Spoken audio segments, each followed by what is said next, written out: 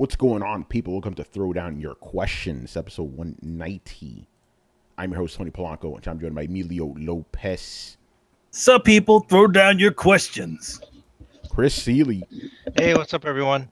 Carlos Romero. Sucker Free Sunday. Brian Manjoma. Yo, yo, yo. And Brett Murdoch. Hey, everybody.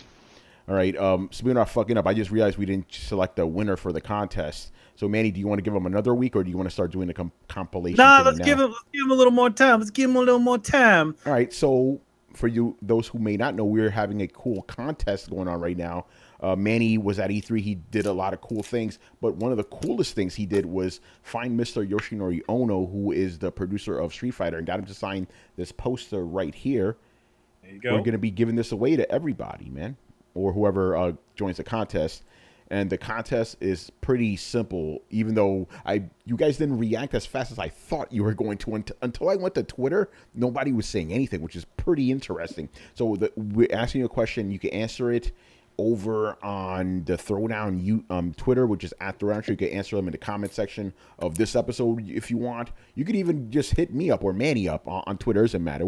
We got our tentacles everywhere, like the last episode, you know. So the question is, who directed the live-action Street Fighter movie from 1994, the one with Jean-Claude Van Damme? Who directed that? We already got a couple of answers, but we want some more, and then we're going to just, you know, like jumblify them and stuff and select the winner. Manny's fancy algorithm.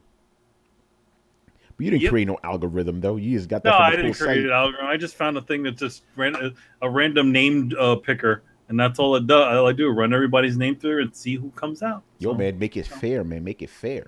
Exactly. Yo, by the way, what up? Shout out to Kristen. She just mentioned today is Barry Burton's birthday. Oh, shit. Oh, Barry birthday, man. You know?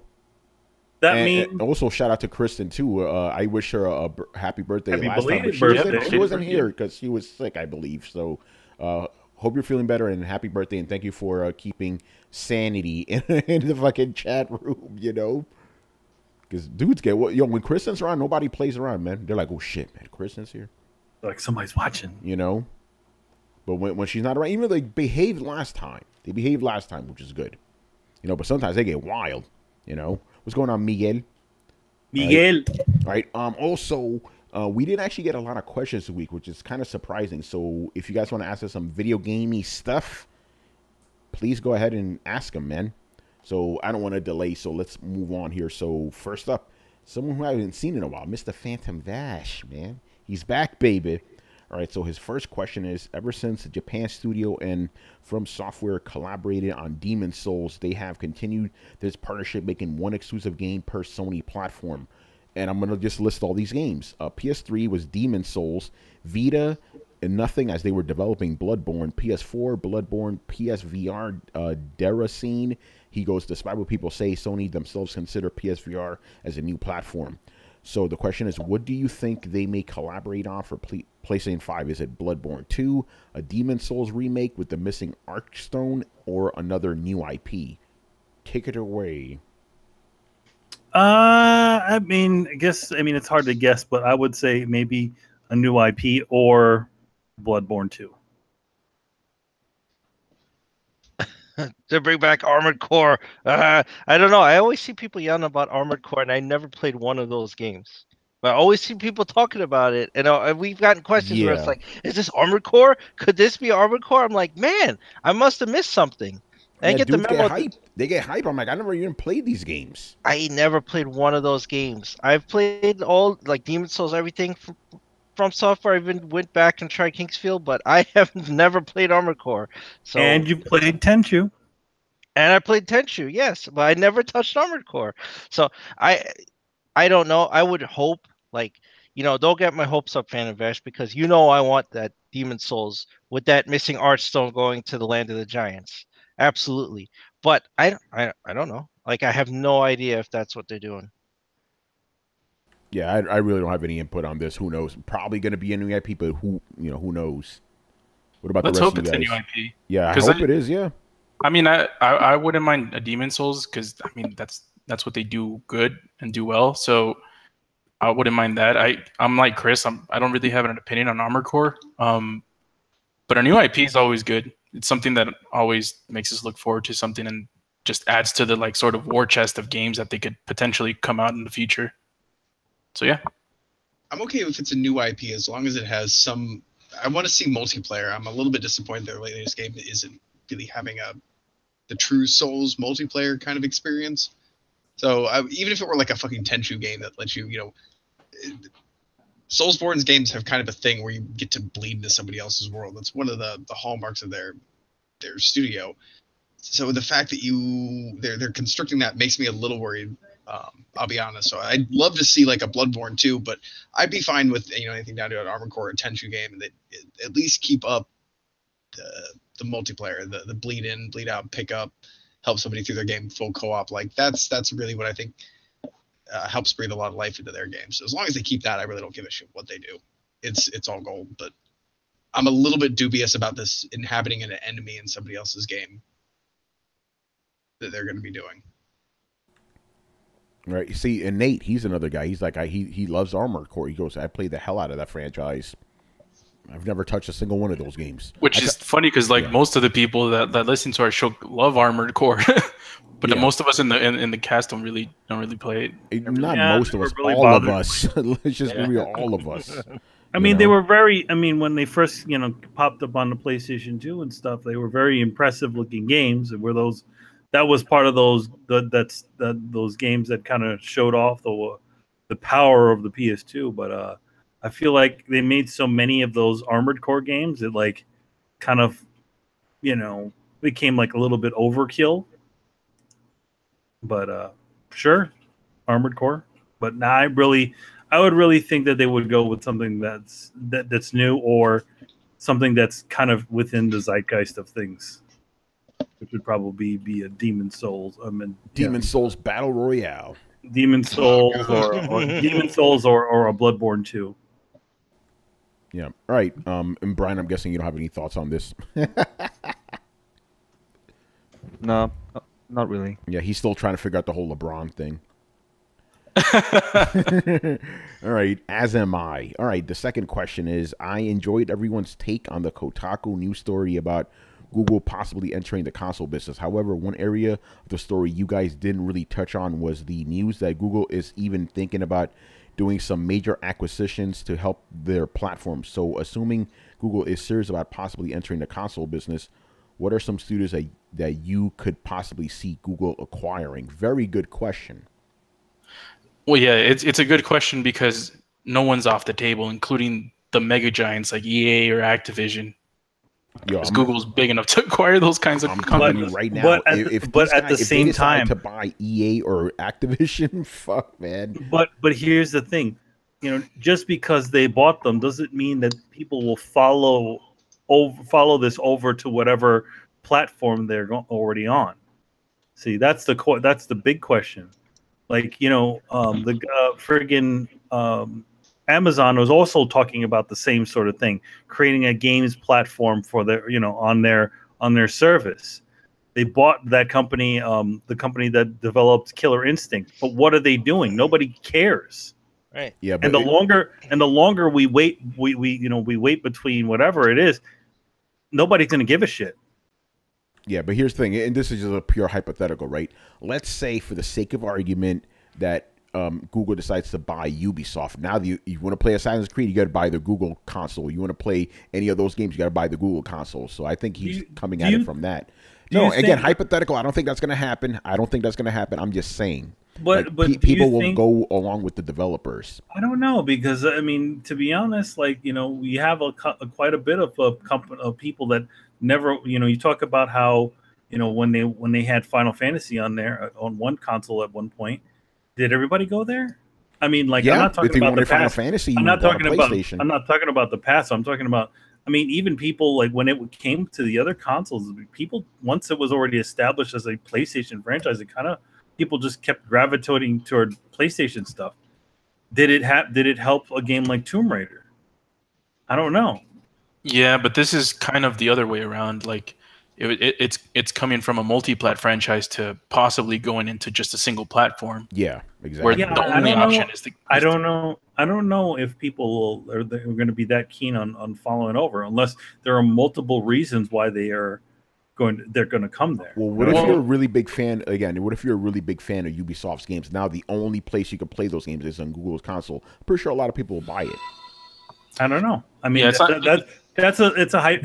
I don't know. I mean, it depends. I feel like a lot of people don't just jump over because of one thing that they like. Well, EA has a lot of things people like. So does Ubisoft. A lot of things. All those Ubisoft games are multi-million-dollar games. Yeah, like if you want to play the next Madden, you have to go to like these games, Madden, FIFA. All these games are always on the MPDs. Exactly. They always sell I'm saying this. Well, people will be willing to take on a totally new type of format, a totally new system, just for a few games. I don't think so. I think so. A few games is just, and especially when we're talking to. But Joe if these Blow, are the biggest games out there, I think you have to really consider that. I think when also when you're talking about Joe Blow, who's just into gaming for whatever, he'll be like, okay, so how come it doesn't play on my Xbox? Manny, can you ask the question again? The same question you just asked earlier. What was that? Will people flock or something like to a new console with just a few games? I know. I already know where you're going with this. Are you going to try to say? Are you going to try to flip it over to PlayStation? No, because the same, Carlos, I'm going to cut you off, and I'm sorry if this is in your example. Remember what happened with PlayStation when they went down for those months? Those Call of Duty guys, they got those Xboxes real fast, just for that one. That's what for that one franchise. You don't think they're gonna? Yeah, you don't think they're gonna do that for Ubisoft games or Activision games? They're gonna do it. No, I don't believe so. Especially when we're talking about a totally new bit of tech. We're not just talking about buying a console. We're talking about some sort of they're talking about a whole new like streaming service. What if the streaming service doesn't work? There's a lot of factors in there. Will people be? I don't think so. Unless there's more than just those reasons. And to be honest, if they were to also close off a big company like Ubisoft or EA, they would be closing themselves off on millions because they're already on the two competitors. Right. So if they were, I would see the best course of action for them was rather than locking down any big studios, what you do is you buy those big companies, you keep those guys making games for the competition. But what you do is you give somebody something extra on your thing. Kind of like what Microsoft's doing with Minecraft. Exactly. Yeah, but so it's like, hey, it's on everything, and pretty much for every other console, like the Minecraft is kind of inferior. But if you get it on the Xbox, you get all this extra shit. And I think that's the better course of action than just swooping down and grabbing everybody up and then saying, "Oh, hey, it's only on this thing." Yeah, but I guess that goes back to the original question, which is like, which studios do you think they'll grab? Well, and just a small. I'll get to that question, but just a small point. What I was going to mention is, and Tony brings up a good point. But what I was going to say is, it's like, who's going to flock to a console that has just a little bit of games or a few games? And I'm like, don't people do that to Xbox and Switch already? Yeah. And it's like a lot of the fan base on Xbox plays Madden, plays FIFA, and plays all those types of games. So it's like. But we're also talking about a company that's not proven as a video game console. Yeah, but I mean, a game company. That's every company that's ever started doing consoles. It is every company that's ever started making consoles. But at the same time, it's like there's also that portion of it too. Again, and we're asking people to, if they're doing what we think they're doing, they're trying to go off with some sort of new format that may not be that familiar to people. Oh yeah, it's definitely possible that whichever roadmap they threw it can fail. I'm just saying there's possibilities for it to. Yeah, but let's get back to the heart. Whoa. Let's get back to the heart of the question though, because we're kind of going off track here. Just one more thing. Even now, when you look at Google Store, right? When you look at all the games that are available, they have like Metal Gear Solid, and in friggin' China they have Mario Galaxy on there. These things are still not doing amazing because nobody fucking knows they're there. And to think that service is gonna get something, I don't know. I don't think it's gonna work out. All right, go ahead, Brett. I think you're asking the wrong question. It's not a question of will they flock to this platform because of a few games. It's will they flock to this platform because of a few exclusives, as well as all the multi-plat games in today's market.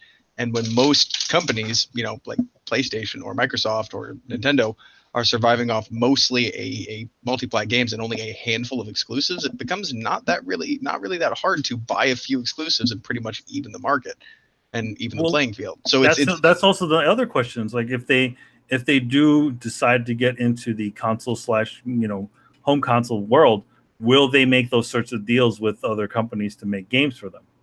Oh, that they absolutely would.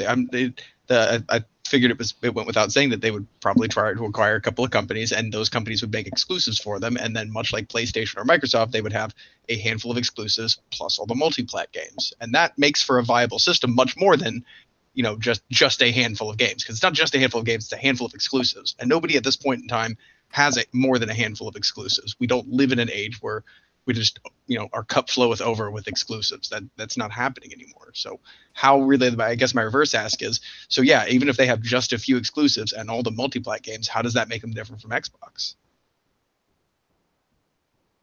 Yeah, I mean, that goes back to what I was saying before about this whole venture. I'm like, what's going to make them different than any of the consoles that are out now? What does Google bring into the table that differentiates them from everybody? And I don't have an answer for that. I just want to mention something really quick. Madden and FIFA would be bigger exclusives than Halo and Gears, and that's all I'm gonna say. Yeah, that's a fact. And NBA 2K, yeah, no one's discounting that.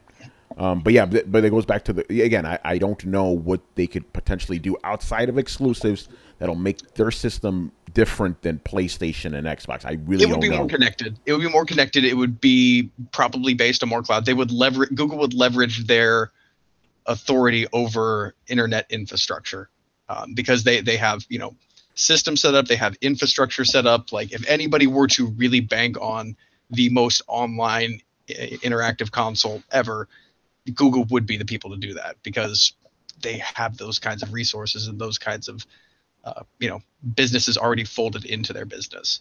So you probably want to look at what does Google already do that they could leverage to make gaming more gaming or put more into gaming, and it would have to be internet, because Google's fucking internet. Like they're not going to make a new system with the best cell processor ever or something like that. They're gonna leverage the internet. That's what it's gonna be. That's what it would be with Google. Yeah, but anyway, right? I mean, that's obvious, right?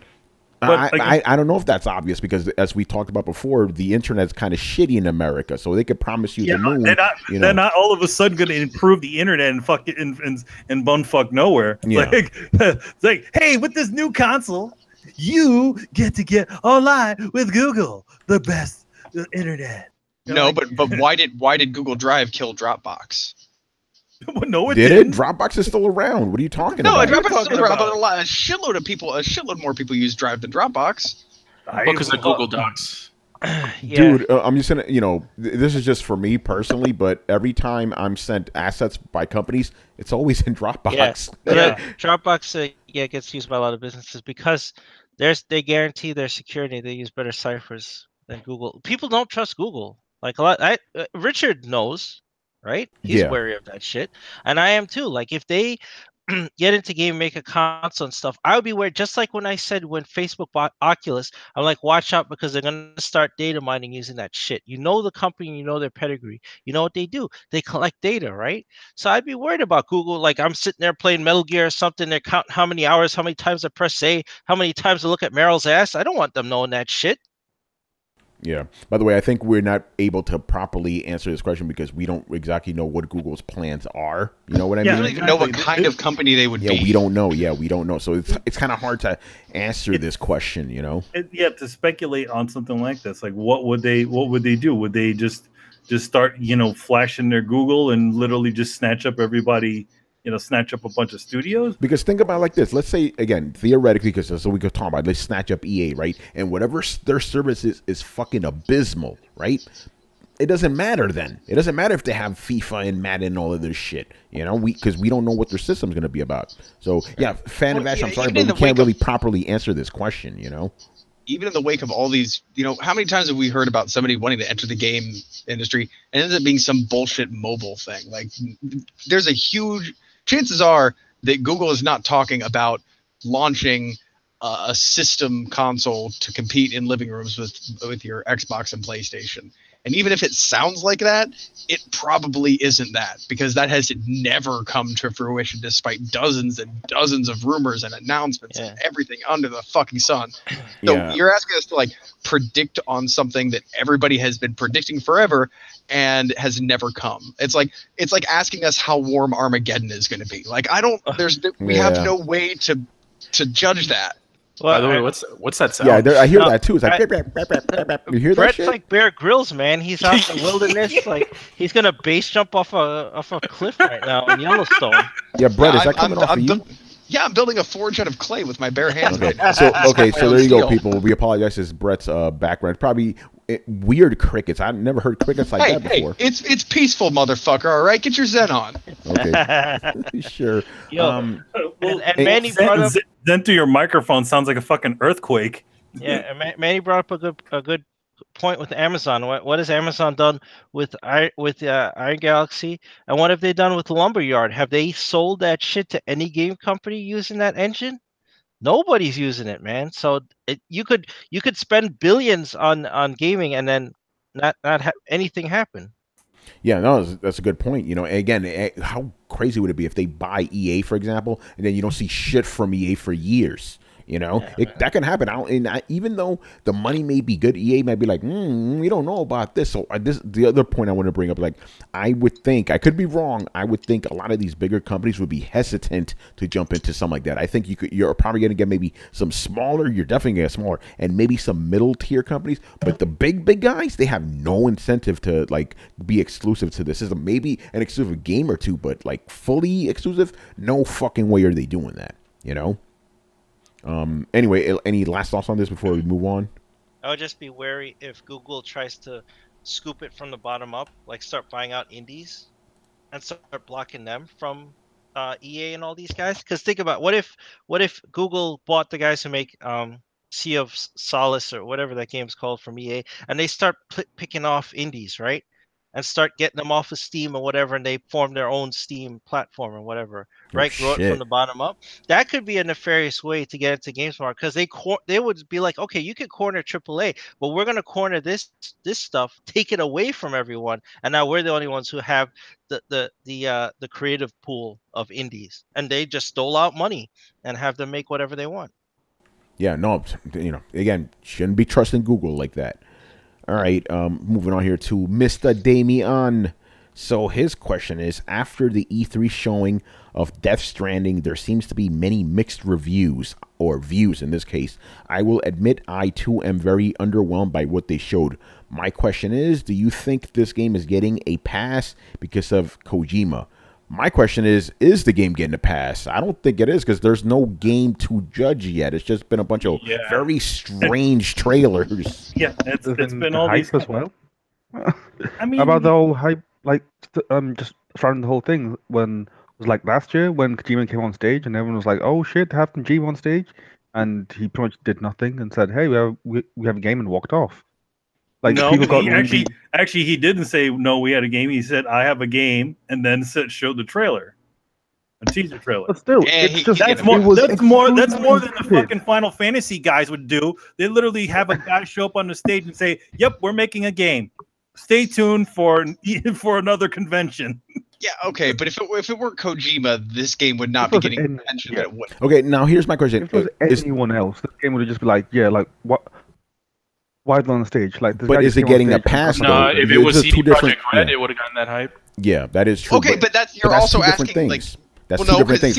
Are we talking about the games getting a pass as for its gameplay, or the game getting hype because of Kojima? Those are two completely different questions. Yeah. No. Let me put it this way: is the game getting a pass because of its pedigree? Well, the game hasn't come out. What does getting a pass constitute? That's the part I'm getting stuck on. So for instance, you could say the same with CD Projekt Red. Like, we know CD Projekt Red has delivered quality games before as a company, so they kind of have the benefit of the doubt when they say we're working on a new game. They don't have to show anything; they get the benefit of the doubt. They get a pass because they've come out with good games before, and that's an earned pass. But now that Kojima is outside of his own company, and we don't really know what to expect. Like, we all kind of think that he's where all the genius lies, but we're only pretty sure. So at this point, is Kojima, if this game was being made by a no-name developer on Steam, would it be getting any amount of That's a rhetorical question. That's a rhetorical. Yeah. No, it's not, because look. If it was a nobody director, then nobody would give a shit. Exactly. And that's the point. No, but it's it not isn't the though. point. Again, we're asking two different questions here. Exactly. He's asking, is the game getting a pass? I'm saying you can't ask that because the game doesn't exist yet. Yeah, the question is not does this game get overhyped because Kojima's developing? No, that's not the question. The question is this game getting a pass after the E3 showing? Well, yeah, because of it didn't Kojima. show much. Most people I know are still like, yeah, I'm really hyped for this game, when they have absolutely no reason to be, other than the fact that it's a Kojima game. By the way, I mean, you can talk to the panel here. I was hyped about the game. Manny was hyped about the game, and I don't think any of us were more excited after E3. I think we're less excited. It was about the same. It was about the same. It was maybe about the same or lower. Because I mean, I feel like, I feel like the same trick only really works about 2 times. You give 3 times. You give people these kind of mysterious trailers. Okay, we get it. Now you got to give us a little bit something more substantial. We can't just be playing this mysterious game of like, what's this, what's that, all the way. I was annoyed. I'm like, where's the fucking game? Okay, well, let me put it to you this way. Other than a couple of seconds of him kind of strolling around and walking around. I mean, yes, the environments look good and whatever, but at the same time, it's like, is this what we're going to be doing? Are we going to be strolling around and then every so often looking for shadow people? Okay, I got a question. I got to ask you guys. Okay, so who here is excited for this game, and what makes you excited for the game? I can't really say that I'm excited for the game. I'm the same. Yeah. Oh, you said that you were excited for the game. No, I am not. I can't. This is Manny. Manny's never excited. I said I was. He said he was. Past tense. Okay. Why were you excited for the game though? I wouldn't. Go ahead. Because it was a Kojima game. Because there it is. But Brett, that's not the question. That's not the question. question. It's not the question, Brett. Yes, no, the question isn't, are you hyped for this game because of Kojima? The question is this game getting a pass because of Kojima? And you can't give a game a pass that doesn't exist yet. That's my thing. If you're talking about hype, that is a completely different conversation. Understand? So you're debating the definition of pass. Yeah, I want to, again, like I asked before, what is the definition? What do you mean by a game getting a pass? I don't understand what he means by that. And in terms for me, this game's not getting a pass because obviously I don't think it's getting a pass the game at all. Anymore. I don't think the game's getting a pass at all. I think people are like just scratching their heads. And again, how can a game get a pass that doesn't exist yet? Hype is a totally different conversation. Benefit of the doubt might be a better term. I don't think there's any benefit of that either. No, the game doesn't exist yet. Especially a lot of the way the reaction was to the recent trailer. A lot of people were just like, I don't know, they're thinking it's a walking simulator.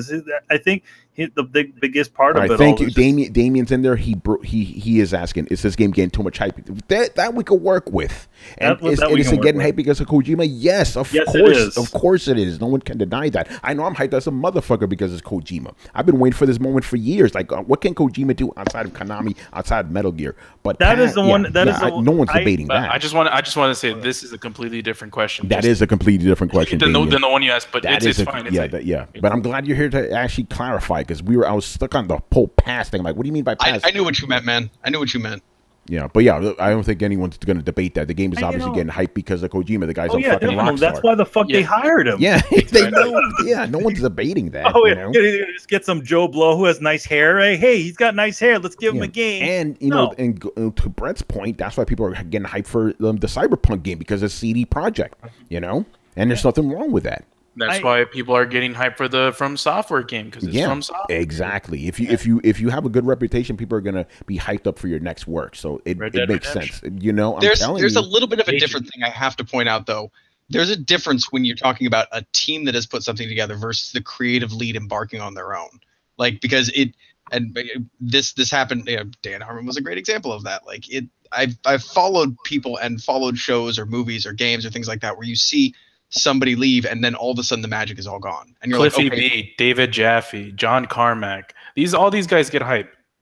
All these guys get hyped because of what they're working on. They do. But like, how many Ken of those Levine, guys Todd live Howard. up to it? Todd Howard, yup. Todd Howard and his immaculate hair.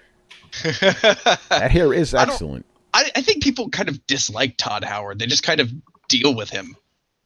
Yeah, that's a whole But, other topic right Cliffy there. B is a good example. Like he was clearly not the creative magic that he was not the lightning in the bottle, because it has not been able to be recaptured since then. So the question then becomes: was Kojima the lightning in the bottle for all of his previous endeavors, or was he supported by a really good team? Oh, no, is yeah. this game going to be magic? Well, we Yeah, shall let- see. This let- game will let- answer that. This game will Yeah, answer we'd have that. to wait till We'd it have comes to see. out. And But I also, mean, you let- have let- one half of the equation with look at Metal Gear Survive, right? So without him, Konami has now steered into how do we squeeze as much money as possible out of our franchises besides slapping them on a pachinko machine, or make this a multiplayer disaster, you know, whatever it's supposed to be. So one half of it, they're off the rails. They've completely lost their way. So so you have the other half, like you have to wait till Death Stranding actually comes out, and then it's in our hands, and we could play it, you know, to see if he went off the rails. Yeah, the thing is that at no point do I think. Here's the thing: I'm in the bag. I'm on the trail or bag or whatever the field, because Kojima's doing the work. But in no way am I deluding myself into thinking that this would be the greatest game of all time. There is that chance that Death Stranding will be a piece of junk. Yep, exactly. We But don't the know thing yet. is, as a creator myself, having that ability to just say, fuck you guys, I'm doing what the fuck I want, going out there and saying, and then actually just doing it, I think that is important. Yeah. I And agree. I think To essentially be able to say to your former bosses, saying, hey, listen, you're here because of me, and I'm gone. So Yeah, and look what the former boss is doing to the franchise now, you know? So I think that says a lot, but yeah. Oh, by the way, Damien says that he believes that if this game was being made by anybody else, it would have been shitted on. I don't agree that this game wouldn't be getting any attention. Let's just be honest. Attention. Yeah, it wouldn't be getting attention, you know? yeah, like it's definitely, if it wasn't being developed by Kojima, probably wouldn't have gotten that much attention as it was. Getting Kojima definitely on the Sony side or whatever is partly not only a they did it because he has that sort of draw. If it was anybody else, that probably wouldn't have happened. That's like equivalent to saying Microsoft having fucking Miyamoto do a game for them. You know, By the way, I mean, hype does not necessarily mean blind devotion to something. Yeah, that is true. It's just someone, like, for me, I'm hyped because I'm curious to see if Kojima can do something other than Metal Gear. Exactly. Like, to that level. Hey, Damon, yeah, please go ahead. Ask another question, man. You got room for one more. Room for one more. But I'll probably I'm gonna toss it in after these next two questions. But yeah, feel free to ask another question, man. Gaming related though, nothing else. No Avengers stuff. All right. Next up, G Megaforce 123. So he goes, currently platform holders make a lot of money from sales of games and in-game purchases, including cosmetic items in Fortnite, for example. If all the platform holders support crossplay and, more importantly, cross-buy, where gamers can buy items on one system and have them show up on another, how will they protect their revenue streams and prevent a situation where gamers are buying stuff on another platform but incurs costs for their platform? Will they agree on parity pricing and hope the revenue is distributed appropriately? Will publishers get greedy and say, buy your stuff directly from us at a lower price and try to cut out the platform holders? This goes back to what Manny asked during the last episode. It's like, okay, if you buy Fortnite shit on Switch, do you have to pay for it again on Xbox? And if you don't, then Microsoft just lose that money. So yeah, it is good. This is a great question. I'm glad you asked this. Or alternatively, let's say, on the PlayStation, let's say on the Microsoft store, there's a sale happening, right? And you can get all those skins for cheaper on the Microsoft store. They're not like that on the Switch version. So that means you just bought a bunch of stuff that's going to show up on your Switch game that you got for cheap. Why would that transfer over though? Like that's Once again, like I understand. There are exclusives for certain consoles. Like Sony has right now. They have an exclusive deal with them where they're making a bunch of skins and guns and shit. I'm sure Microsoft has something like that. So does that mean that your shit that from the Microsoft version of the game would come over if you decided to cross-play onto Switch? Well, I think there's a difference between cross-play and cross-buy. Like, just because you buy something on your Switch version should, like, okay, like if you buy a character skin on your Switch version of Rocket League and you play it cross-play with somebody on Xbox, should that person on Xbox be able to see your skin? Sure. But if you then decide that you're sick of playing in low resolution and you buy an Xbox, you're going to have to buy Rocket League again. You're going to have to buy that skin again. You're going to have to buy all this other stuff again, unless you bought it through the game and it's server based. So like, if you log into EA's server for Battlefield or whatever, it should probably just download your character despite what device you're on, the same way an MMO would or something like that. But if you're talking about like custom content or custom digital content, like of course you're gonna have to buy that shit again. I don't understand why you would conflagrate cross buy and cross play features. But that's what happens with Fortnite right now. If you buy an item from Fortnite on Switch, it'll carry over, understand, to Xbox. So he's asking how is Xbox going to make money off of that? Because Xbox already isn't making money off of that. That is Fortnite selling you something through their store. Yeah. Xbox already doesn't get money for that, and that's the main difference. If Xbox was the one selling you the thing, no, it wouldn't transfer over. But since Xbox already isn't making any money, and Overwatch or Fortnite has its own store, that is where the transfer comes from, and that's what I'm talking about. Like, if the service or the game is selling you something, it's going to make that thing that they've sold you available across all platforms that you can access it at. But if that's the case, the Microsoft or the person holding the platform is already making no money because that store is the developer store. The ROI for Microsoft and Nintendo on that is that when you get engagement like that, people playing on your system, then you start upselling them on things on your platform, right? You get the guy playing Fortnite on the Switch to look at Splatoon 2 or Mario Odyssey or whatever. The same thing on Xbox. Like maybe you want to play Halo, maybe you want to play this.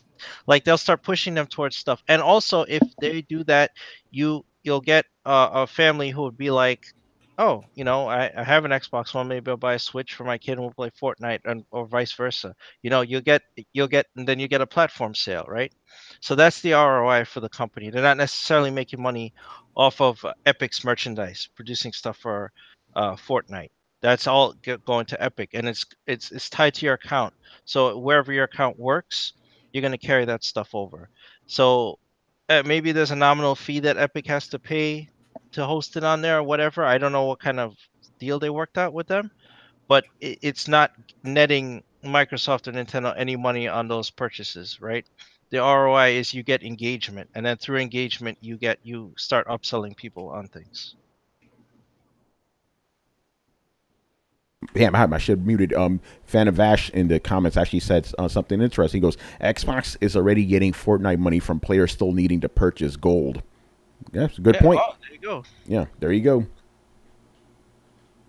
All right, anybody else want to jump in on this question? Because it is a fairly technical type of question. But I think the heart of it is like, actually, Chris already answered, but yeah, I think he's just trying to say like, hey, listen, if you buy something on Switch, that means Xbox isn't getting money. How they're going to recoup that loss? But I guess if it's just going to, directly to Epic, then I guess that's a moot point. What's going on, Jack Move?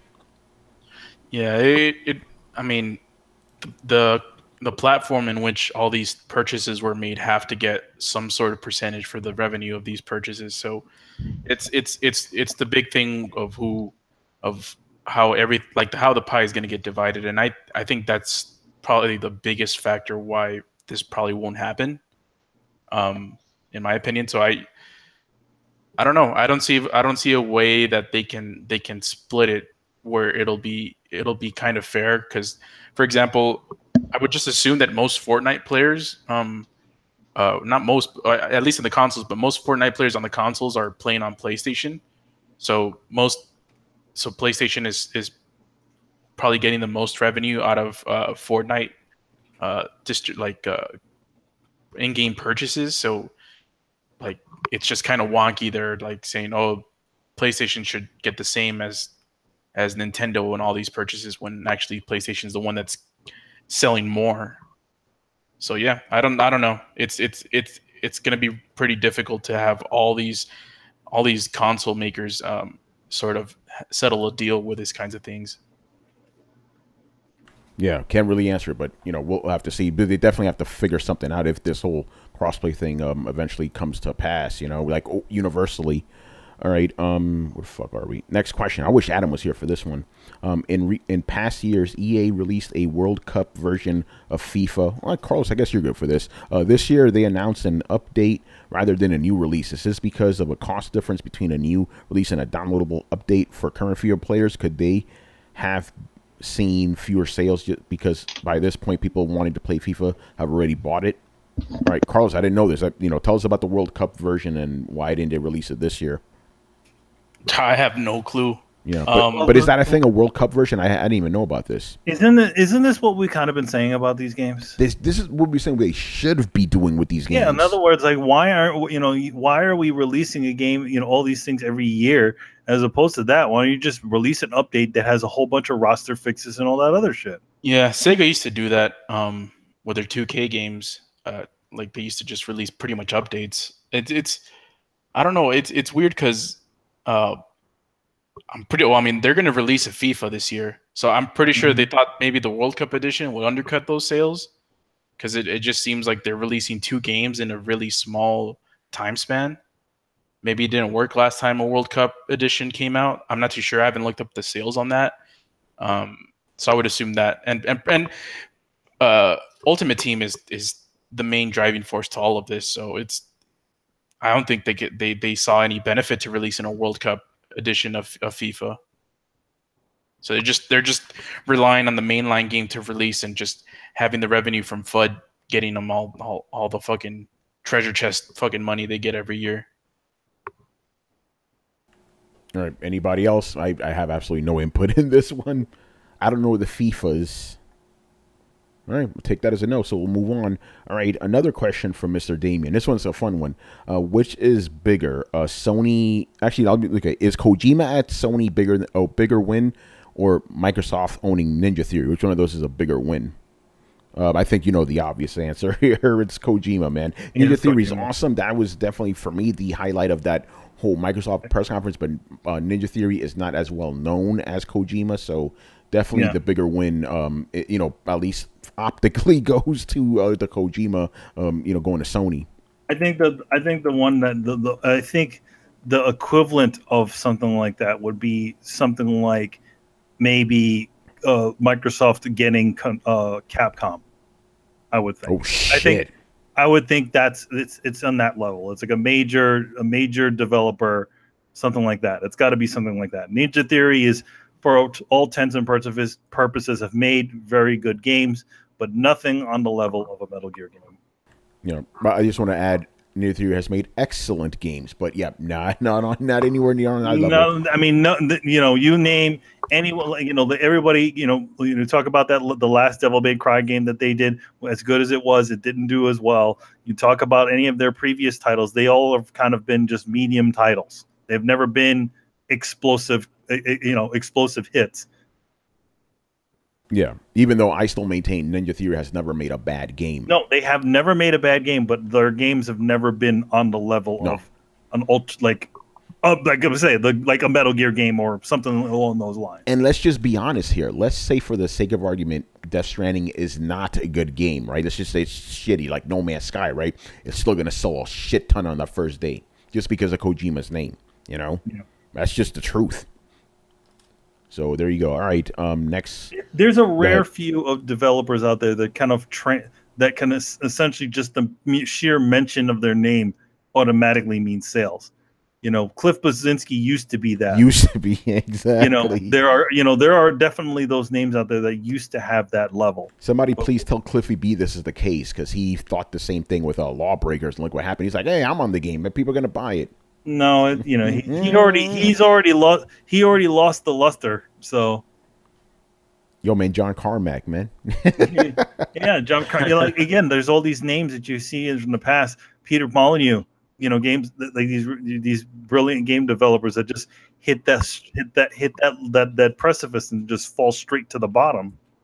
Yeah, man, there was this one, I'm forgetting the name of the developer in the game, but basically he was another one of these big guys. He came out with this game early in like last gen. The game was like based on Norse mythology, but it was like futuristic. And he was like, yeah, this thing's going to sell because of me. Fucking tank. And he hasn't made a game ever since, So yeah, man, don't rest on your laurels. Itagaki too. Where is he? Well, he's trying, man. Yeah. Itagaki, man. Yeah, what happened to Itagaki? I'm telling you, and the same is he the thing. Ninja Gaiden guy? Yeah, he is, and let's just be, as much as we respect Kojima here, the same thing could happen to him. Yeah, same thing could happen to him. If if Death Stranding turns out to be like Devil's Third, man. Oh God, it's like, oh shit, Kojima. I guess you needed all those people behind you. Yeah, it could be a It could be a George Lucas situation. Yeah, he could totally be just going off the rails, just like because he has so much freedom. The one thing about like having freedom, and then having having that little box to be in, that sometimes can be very helpful to people who's essentially decide to shoot even harder into the stratosphere. So hopefully it does. This situation doesn't mean that he needs to have some reins on. Because at this point in time he doesn't. He's just like, I'm just doing whatever I want. Yeah. I heard somewhere where Sony was a little bit reluctant about this Death Stranding trailer. That they were like, oh, this is a little bit weird to be putting this thing out. So even there, they're like, all right, stop with the mystery. We're not David Lynch here. We're making fucking video games here. Yeah, I'm surprised. So I mean, I understand. Probably part of the deal is like Sony's off. Like the reins are off, but at the same time, Sony's got to be like, yo, my man, can we get some gameplay here. What the fuck? Yeah. It's like, okay, yeah, it's great. You showed us gameplay footage, like in the engine and stuff. That's great. Where's the game? I want to see HUD shit. Come on, man. All right. Here's the thing. Here's the thing about that game, though. I don't think there's going to be a legitimate HUD element. There are already a bunch of different elements on the character that suggest that he may have elements that tell you how much his energy is, where those little monster shits are, because he has that stupid like flappy thing. Oh, it's doing some Dead Space stuff. I think the game is not going to have any HUD, and it's like he has this little wristband that shows like his status. So I think it's going to be like that, where it's like you're going to walk around in this environment. You're just going to have status storytelling on the actual character. Yeah. All right, let's move on. Again, guys, if you want to ask us any questions, please feel free to do so. All right, video game questions, though. Come on now. All right, next up here, Master Shake. So he goes, how do you guys plan to deal with all the games coming out between September 2018 and February 2019? Oh, that's easy. I'm not buying them all. Yeah. Just saying the truth, man. I ain't buying all of them. Yeah, to go off of that, no one's going to be buying every single one of these games anyway. So but to me, it's like just take one at a time, man. Which ones are you most excited for? You stick with those, and that's it. Play them one at a time. Move on to the next one. And you know what? Nobody ever said that you need to buy X game day and date. You can literally just wait a few months, wait for Amazon to have it like 50% off, or when the PlayStation Store decides, 5 months later to drop the price to half. Yeah, it has to be strategic. Like I know for me, day one is like Spider-Man. Mm-hmm. Yep. But I can't day one every single thing coming out in between Spider-Man and Red Dead. There's no way. I don't have the time, and I don't want to spend that kind of money. Excuse me. Also, Xbox as well. Let me just say that one. The stores. X gonna give it to you. Spider-Man and Red Dead are day ones for me. What was it all the way till like early 2019? Yeah, February. Actually, just to inform our fans here, what games are coming out in that window? So you have Black Ops 4, Battlefield 5, Red Dead 2, Assassin's Shadow Creed. the Tomb Raider. Shadow the Tomb Raider. In January, you have Resident Evil 2 remake. Pokemon. Yes, the two Pokemon games.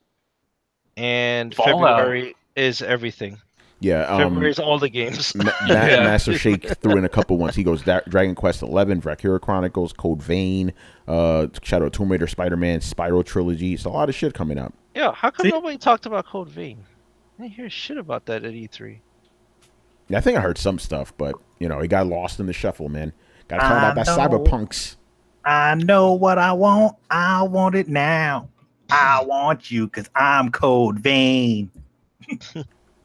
But yeah, again, it's all about prioritizing, man.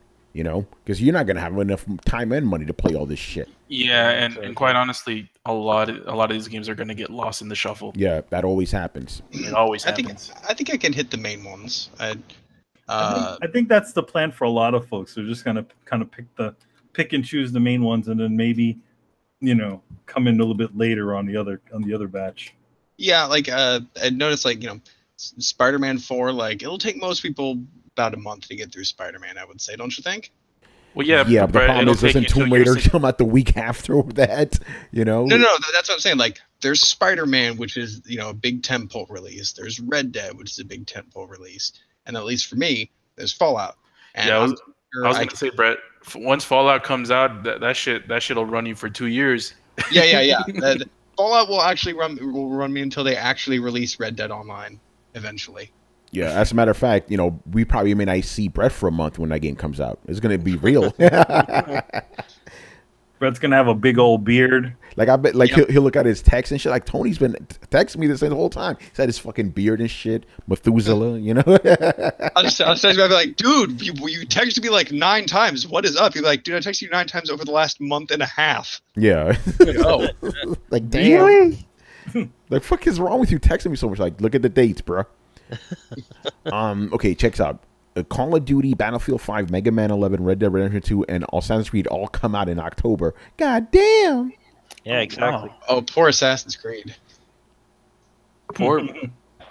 Poor. I was thinking one of those. Is like anything going up around Red Dead. Wow. Yeah. But Assassin's Creed is used to being a big game, and oof, it is not going to be. It's going to be relegated to the B crowd this time, and I don't think they're used to that. That's going to be interesting. And for me personally, damn, because I'm going to say some sacrilege right now. Mega Man. No. I'm actually a little bit more excited for the Assassin's Creed than Red Dead. Oh, you know, Whoa! Yeah, that is what we call shots fired. Yeah, it takes place during ancient Greece. Are you fucking kidding me? I've been waiting for this shit for years, man. Like, yeah, Red Dead is awesome, but that's a Western. This is ancient Greece. That's a different story. Yo, man, you got what you talked about. You already played Ryse, Son of Rome. Yeah, right. The great. Oh, we got a question about that. But realistically though, I'm gonna play Red Dead probably over Assassin's Creed. What are the dates on that shit? Just because I have to, reporting wise. By the way, I'm gonna say this right now. I am so glad I work for a site that doesn't force me to do formal reviews. That way, I could just play a couple of hours of these games, tell you my impressions, and be done with it. Because holy shit, that is insane. And by the way, Red Dead Redemption is a perfect game to play to do throwdown plays in. Oh, it's coming back, people. Every weekend until the end of the year, man. Yep. That's it. Chris, get that base ready. Yeah, the fucking cabin and shit, whatever they got there. I can't fucking wait to fuck up Brian with my Chris will have a homestead with like 1,000 acres of land. Yeah, I'll be in my rocket chair. Yep. Do we even know if they have Red Dead Online? Have they even? Oh, dude, they will. It's gonna have it. It's guaranteed, man. It's yeah, but how long down the road? Who cares? Yeah.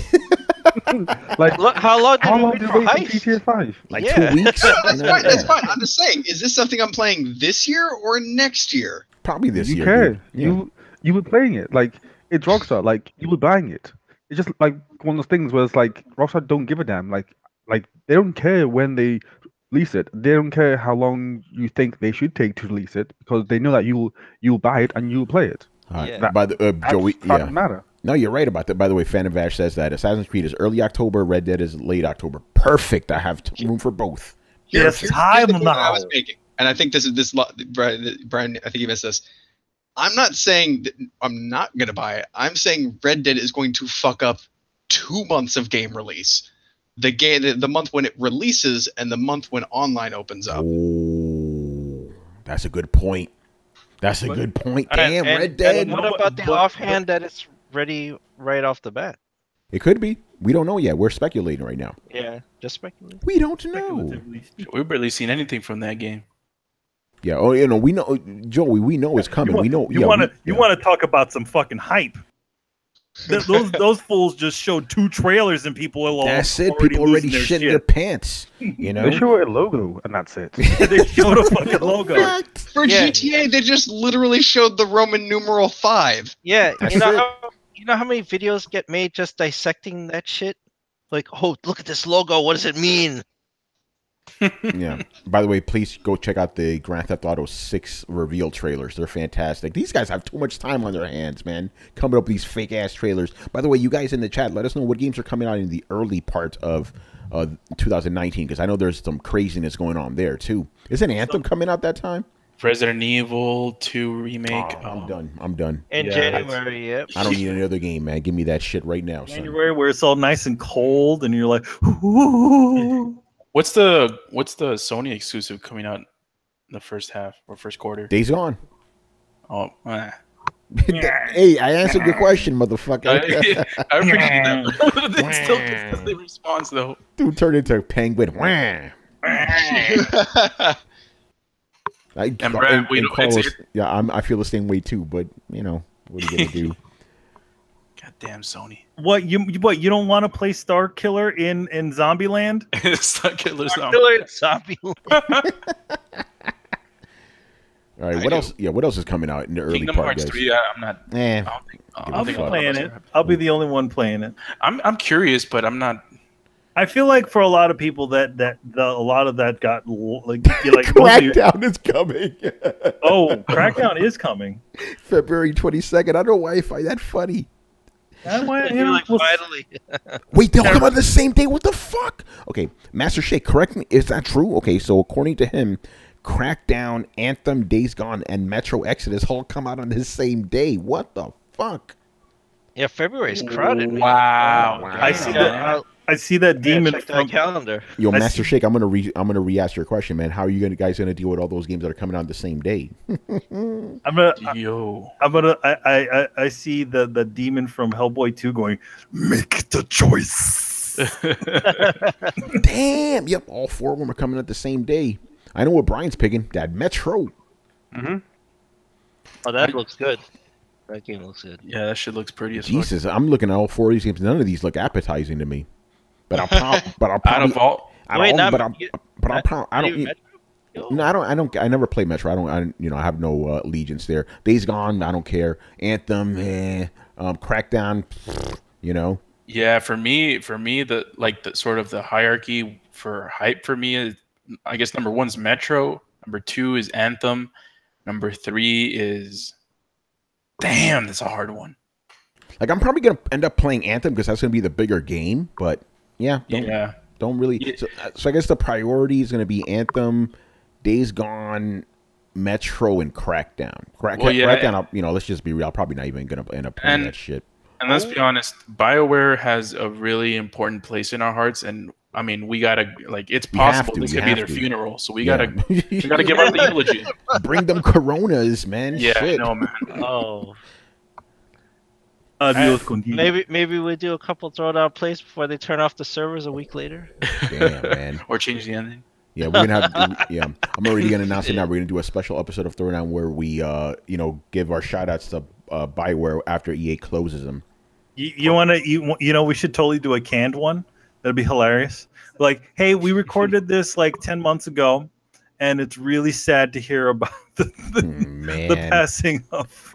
Can't all those games come out the same day? What the fuck?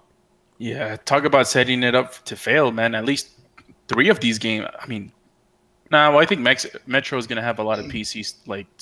PC guys will say, because I was gonna say Metro's done, but the PC guys will keep that alive. Crackdown is the one I'm kind of worried about here. Yeah, because I think Days Gone has the fanboy, the Sony fanboys is just the Sony real. fanboys. I don't know what is up with that game. It got zombies. It got zombies. Crackdown is just jokes at this point, man. That's what I'm saying. You're kind of worried about Crackdown. I'm trying to be nice, Brett.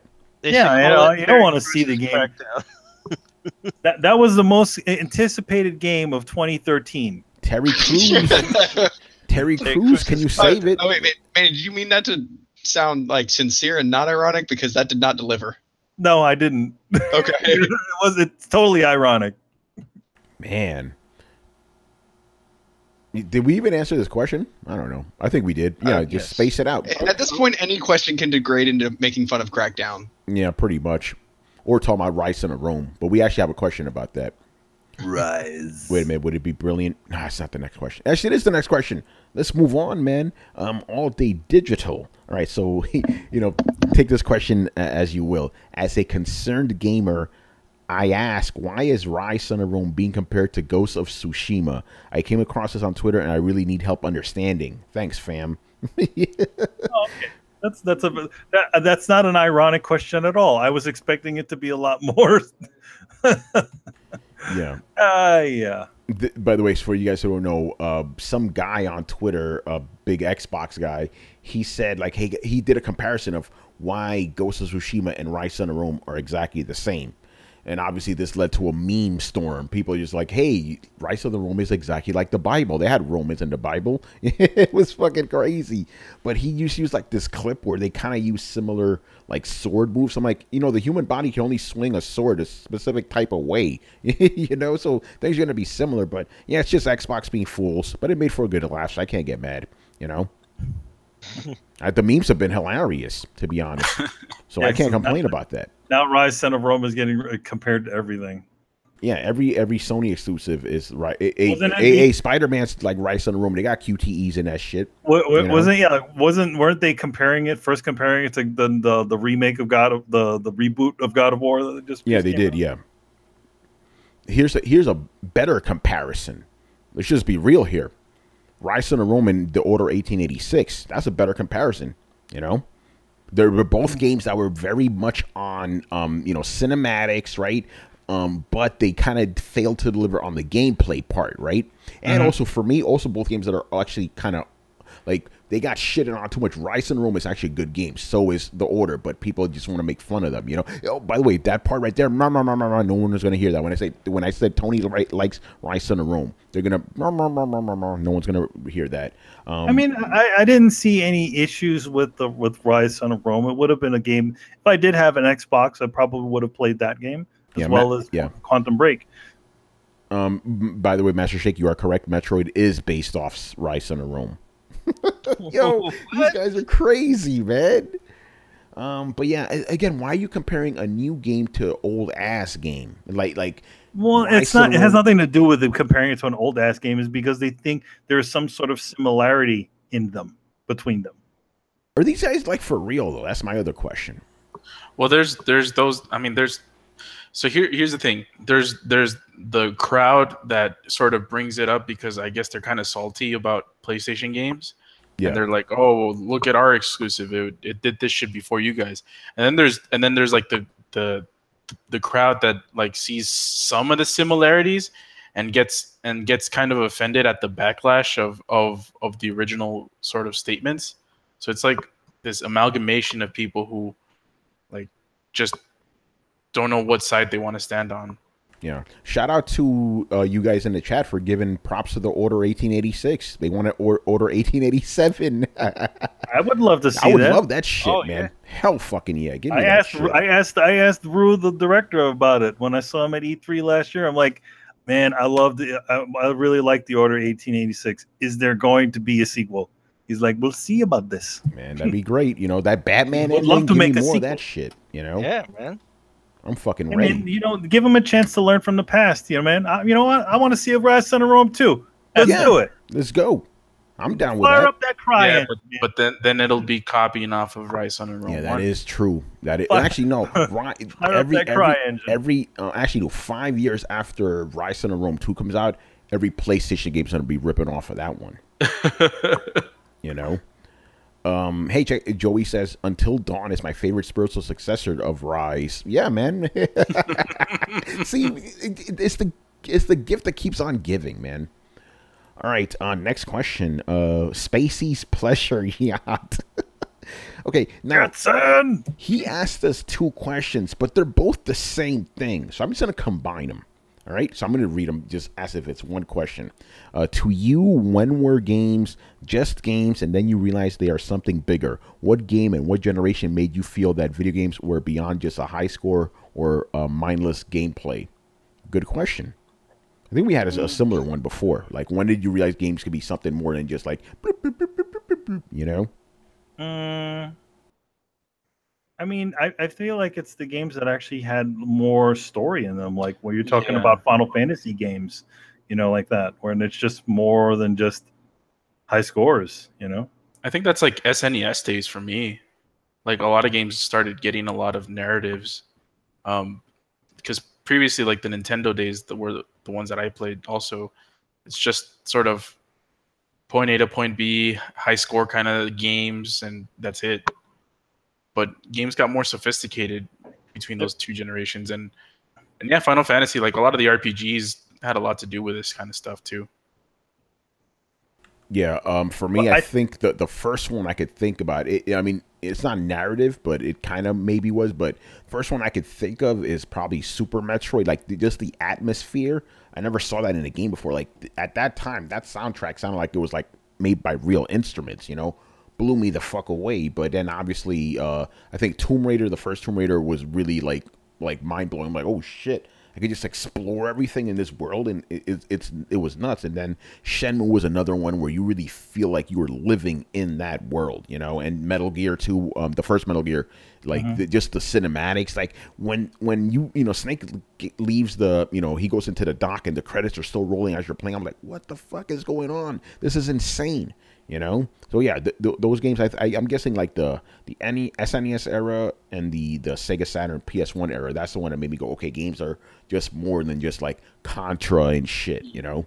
Yeah, and Kristen mentioned in the chat, said Ocarina of Time. Yeah, like I think the 64 also was another step to that direction. It's like the worlds were more, they were just bigger. There was more to sort of traverse and explore, and kind of made the whole experience that much better. Like even like a game like as simple as Mario seemed like a really interesting world to like traverse through. So it's shout out to the 64 era games. Yeah, exactly. N64, PS1, Sega Saturn, they were all that era. That was a very special era. Granted, a lot of those games have not aged very well, but very important for the development. You know, I feel like when the minute that video game companies realize that the gameplay of arcade gameplay brought to, you know, game consoles is not long enough for, you know, players to keep players engaged, that's when they started to interject some sort of storyline. But granted, arcade games did have story, but I feel like once the console versions of these things came along, they started to explore these stories a little bit more to keep the players more interested. Yeah, Chris. Mr. Sorry, Chris. I was distracted. Yeah. Oh wait, what was the topic again? I was looking up something. What are you looking up, man? I'm not gonna put you on the spot. But yeah, what were the games that really made you think like, oh shit, games are just more than just mindless like little pixels and shit?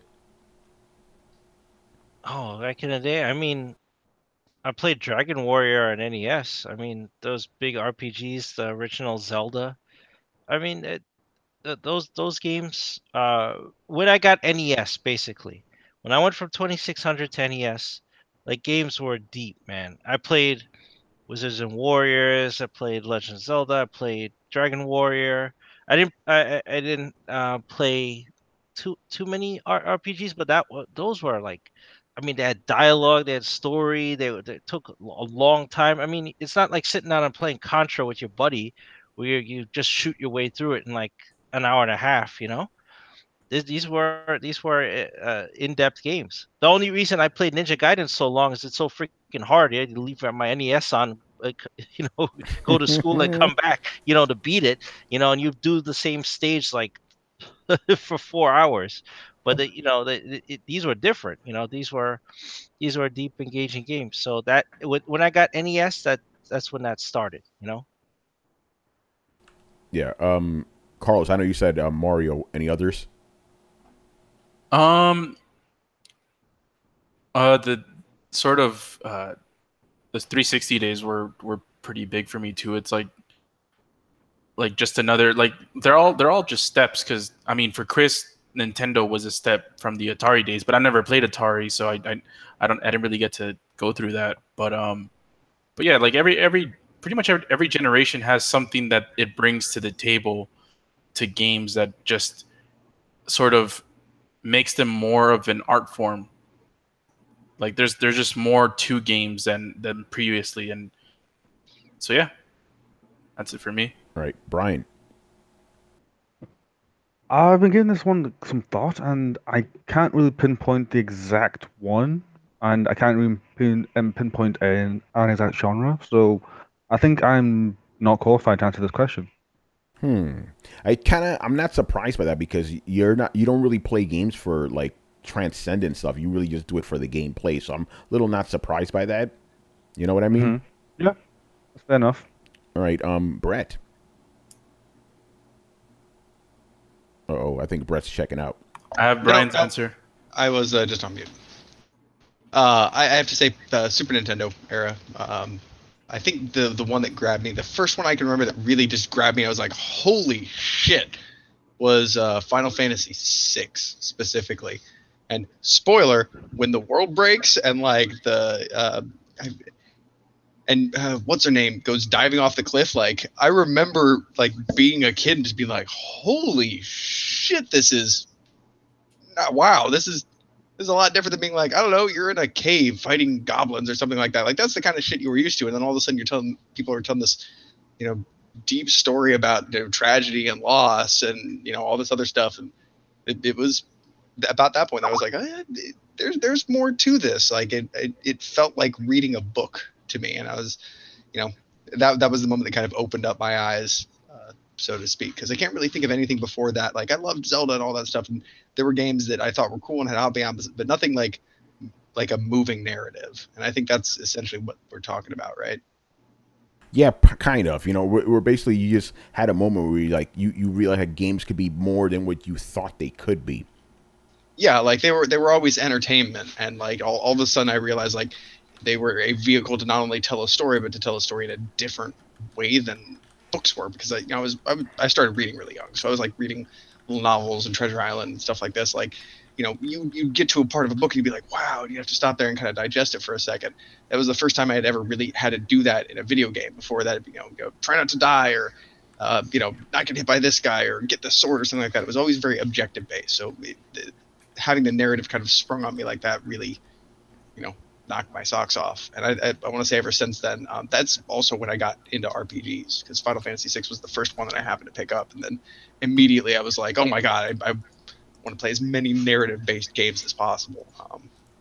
And then it did continue further, with things like Final Fantasy VII and Shenmue and stuff like that. But I wouldn't say that it was unexpected at that point, because I had already learned to appreciate games as a vehicle for storytelling. Nice. All right, my man Dio showing up, shout out to him. He helped us with Monster Hunter the other day. We weren't successful, but it was good to have him regardless, man. Those fire monsters always give me the worst fucking problems, I swear, man. All right, so his question is, what's up, fellas? And I guess lady, because Kristen's the only lady here. Now that Ninja Theory is a Microsoft-owned development company, what games or genre do you expect from that may result in a system seller? Example, Heavenly Sword 2 exclusive for the Xbox Scarlet. All right, so what do you expect from Ninja Theory? Manny, I'm going to you first. So, sorry for a second, I was distracted. What was that? What was the question? Sorry. Yeah, basically, what you would expect to see from Ninja Theory, on Xbox. What type of game, what type of genre, what do you expect from them? Well, I kind of see the next game from them maybe being not a sequel to Hellblade, but maybe more of a something along the same idea, stuff that takes advantage of their lineage, which is those sorts of beat 'em up sort of action games, but with a with a deep story. So I feel like it's going to be the next evolution of what they've been previously doing, because if you guys think about it, Ninja Theory has been making, better versions of games they've been making from before.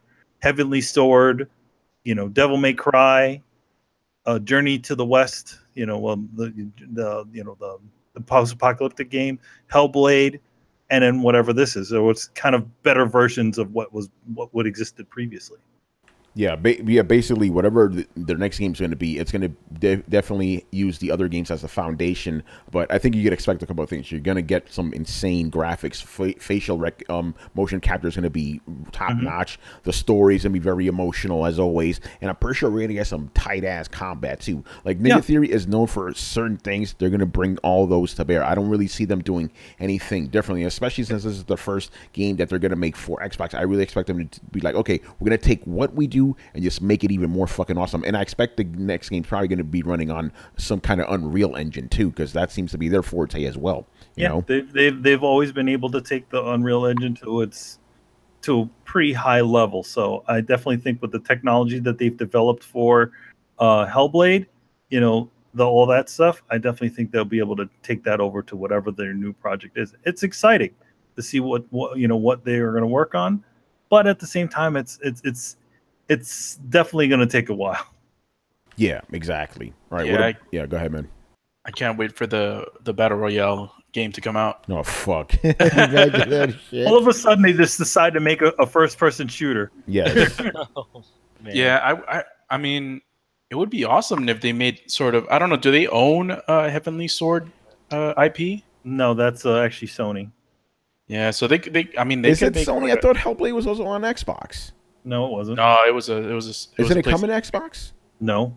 No, the Hellblade. No, you're talking Heavenly about Sword. Heavenly Sword. I'm thinking about my bad. Yeah, Heavenly Sword they can't do it. I'm thinking about fucking Hellblade or whatever the fuck it was called. Yeah, Heavenly Sword you will never see. No, that's a Sony exclusive. You may see the game, but it won't be by Ninja Theory. Unless Microsoft goes, hey Sony, can we buy this shit from you? What are you doing with it? Nothing. Yeah, well, Sony may just make a game out of spite. It's like fuck those guys. We're making this shit like the Spider-Man movies from that Sony released. So I hope they make sort of like a Heavenly Sword like spiritual successor, because Heavenly Sword was a really good game, and I mean they could I mean they've done like a variety of games. Like they've done the Heavenly Sword route, the DMC route. They've done the fucking Hellblade Sona Sacrifice. So they can go different directions. It just really depends on what Microsoft really wants from them. Do they want them to do like a sort of like an action type game or a narrative based game, or it just both. Really depends. Yeah, both. Because that's what they do. They have these very rich narrative games that are also very actiony. The only exception was like Hellblade. It kind of tamped down on the action, but the action in that was really good too. But I really do expect Microsoft to be like, do what you do best. We hope they say that. Yeah, Hey, make a shooting game, guys. Oh my god, that would be horrible. It's possible that Microsoft may have made a bid on the company because of what they were in the middle of producing when they got that deal done. So it's possible that Phil Spencer saw what they were doing and said, "We need that on our platform. What would it take?" And just bought the damn studio. Yo, man, they got guns. It could. We could make that happen. Hey, they did a Devil May Cry, right? So yeah, that's right. Joey they're making Scalebound. Oh god. Oh. Joey says that Ninja Theory already made an Xbox exclusive in the past called Kung Fu Chaos. Facts. I didn't know that. Very interesting. I didn't. By the way, Joey had heard of that. Joey says Hellblade was already a spiritual successor to Heavenly Sword. Now you're mistaken. Hellblade is a spiritual successor to Ryse on a Rome. Oh, I knew that was coming. Oh god, I love it. This is gonna this joke is gonna get old like pretty soon. So I'm just last couple of jabs in before it saturates. Yeah, man, squeeze that shit, boy. Anyway, any other thoughts on Ninja Theory, Xbox future? That's a no. He goes like, eh. No, I mean it's just like I thought. I think they bought it because they probably are producing something, and Phil Spencer realized they need variety. They need more variety on the system. I mean, he didn't. when you make a deal like that, especially buying a whole studio, you have to look at ROI. You cannot be just like, I need another 343. You already made that studio. They already made a game. Didn't do so hot. You need to do something else, you know? They know that shit finally, you know? So whatever they were working on or whatever they had in the pipe or whatever they showed him was enough to close that deal. Yeah, So no, you're right about that. I didn't consider. I'm like, yo, they probably were already working on a game. Yeah, and Chris's example, that's what that initiative studio is probably there for. So like, yeah, they're probably going to be like a factory for one specific type of game, and I think hopefully they just let Ninja Theory kind of do their own thing just under the Microsoft umbrella. Yeah, oh, man, I can't wait. Give me that fucking game, you know. All right, last question. This one I pulled rank a little bit because you guys didn't ask us this question, so we're gonna ask it now. This is based on a conversation that Brett and I had, so we're gonna give it to you guys. So yeah, the question is, what do you guys make of Todd Howard's statements about crossplay? If you guys don't know, Brett, please enlighten us. What did Todd Howard say the other day, on Friday specifically? Todd Howard basically said that they would love to be able to do crossplay on the upcoming Fallout 76. And they are all ready to go and have it prepared, but the single reason that they cannot do it and are not going to be able to do it is because Sony is not allowing them to. So yeah, what do you guys make of that? Anyone Sony? Yeah. By the way, the initiative is the developer. They're the ones that bringing it. It's not the crazies now. It's not the sort of the Xbox fanboys. It's fucking Todd Howard. So it's like, that just looks bad on Sony. Yeah, it does. It really tarnishes it. So more people pay attention, but I don't see why he can take the extra step to say like, all right, just do like Fortnite. We'll just do crossplay where we can and where we can't. Hey, Sony, suck. Why don't you make this happen? Exactly. So just make it work on Microsoft and wherever else. Yeah, this is what I told Brett. I'm like, this is a surprise, though. We know it's Sony blocking this shit. That's been the case this entire generation, going back to the Rocket League game or whatever. You know, it wasn't Microsoft blocking that. It was Sony, so no surprise there. But as I said before, no real incentive for Sony to do this. But it is interesting that a developer is actually saying this. I was talking to Torrance about this, and because yeah, like you said, Chris, it's not the insanos saying this now. It's a developer, and Sony's always like, you know, we're here. Let's just be real. Sony says we're for the players. They're really for the developers, right? If developers are going to say something, they may go on it. But like I said before, and as Chris perfectly illustrated, you're probably going to see crossplay with Microsoft and Sony, perhaps. Sony and Nintendo, no fucking way. It's not going to happen. By the way, not to derail this conversation so much, Chris, can you point to a time, because you see this all the time, when Microsoft releases a big game, Sony releases a game, Sony and Microsoft congratulate each other. I've never seen that with Nintendo, Sony and Nintendo. Never. No, it'll never happen. Like, I mean, I would be surprised. That would go right up there with Korea getting peace. Yeah, and also, you know how you always, when you go to E3, you know, half of us have been to E3. You always see Sony guys and Microsoft executives hanging out. You never see Sony executives hanging out with Nintendo executives. No, never happened. So, but you know, anyway, going back to it, yeah, pretty interesting. I still maintain my question. And it's like, why weren't people beefing about this a month ago, which is May 30th? You know what I'm saying? It's very interesting. I'm wondering, is Todd Howard, like, is he genuine about this, or is he just jumping on the bandwagon? You know, that's what I want to know. I think he's genuine on this because, as we were talking about before, like, I think a lot of times the developers don't bother to put in the extra work to make this happen when it needs the extra work to be done. And so it kind of comes across as, at least in my opinion, and I'm curious what you guys in the panel think, like, is it that there's no motivation for them to put in the extra work to get this done, or that it's as easy as flipping a switch and Sony has always just been saying, no, fuck you, we're not doing this? Because I think, at least with me, it was, you know, I understand the idea of not putting in the extra investment for something that's probably not going to happen or something that's not going to generate extra revenue. I understand that you probably don't want to invest in that, and that means that it's just not going to happen by default. But it seems to me different now when they're saying, no, we actually have this, it can work at a moment's notice, and Sony is blocking this. No, they know that because with Fortnite, they accidentally had That's what Tony was code saying. in Oh, there. that's the game. Okay, because me and Brent were talking about this. So I'm like, there was a game where this happened. So it actually was Fortnite, right? It was Fortnite when it Okay. was launched. Sony immediately had them patch it because you could see Xbox Live players on your PlayStation. So crossplay is as easy as that. They had it working. Sony made them patch it out of the PlayStation version. So I mean that it is that easy. Like But they was already it? did it. But before Fortnite, was that really a known thing? Like, was anybody else under the impression that it was at least partially on the developer side for not having cross-platform play? Well, not like it's really Sony to blame. They couldn't make it work. I mean, the netcode is just like look at the servers and see the available players, right?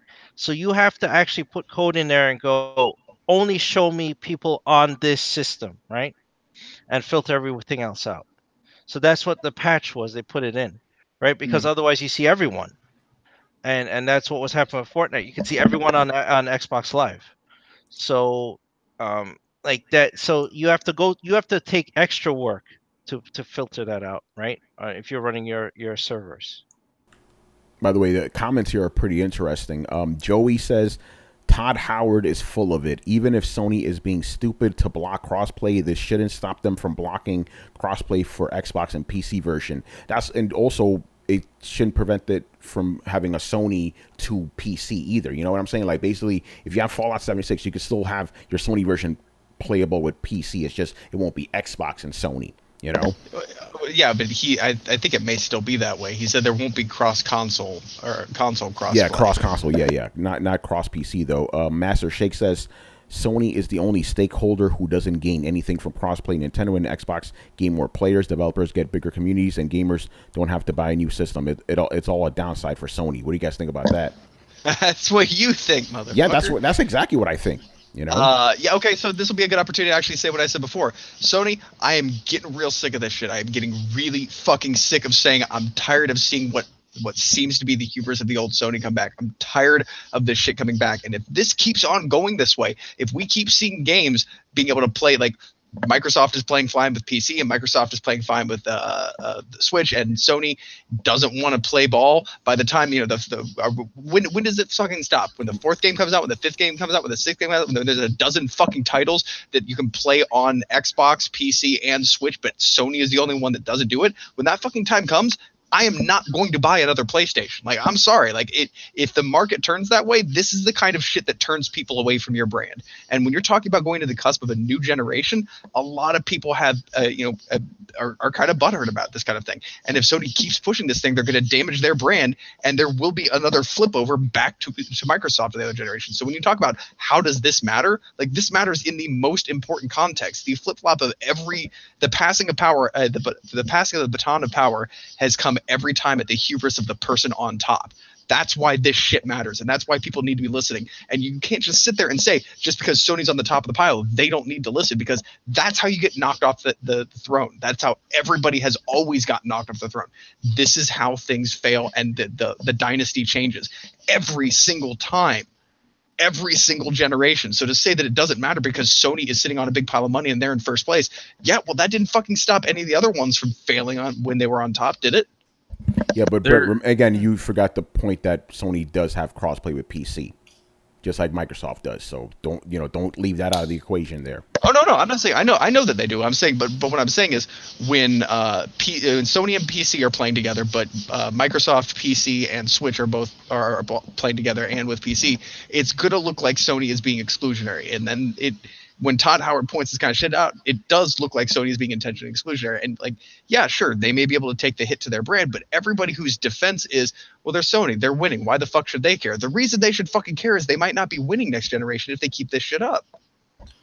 There's 100 reasons why Sony is outselling its competition by more than 2-to-1 sales, and none of those 100 reasons are because they have a fucking exclusive online infrastructure just where people can play against other PlayStation players.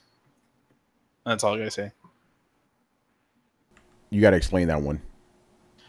like there's several reasons why Sony is really profitable and why they are outselling their competition this year.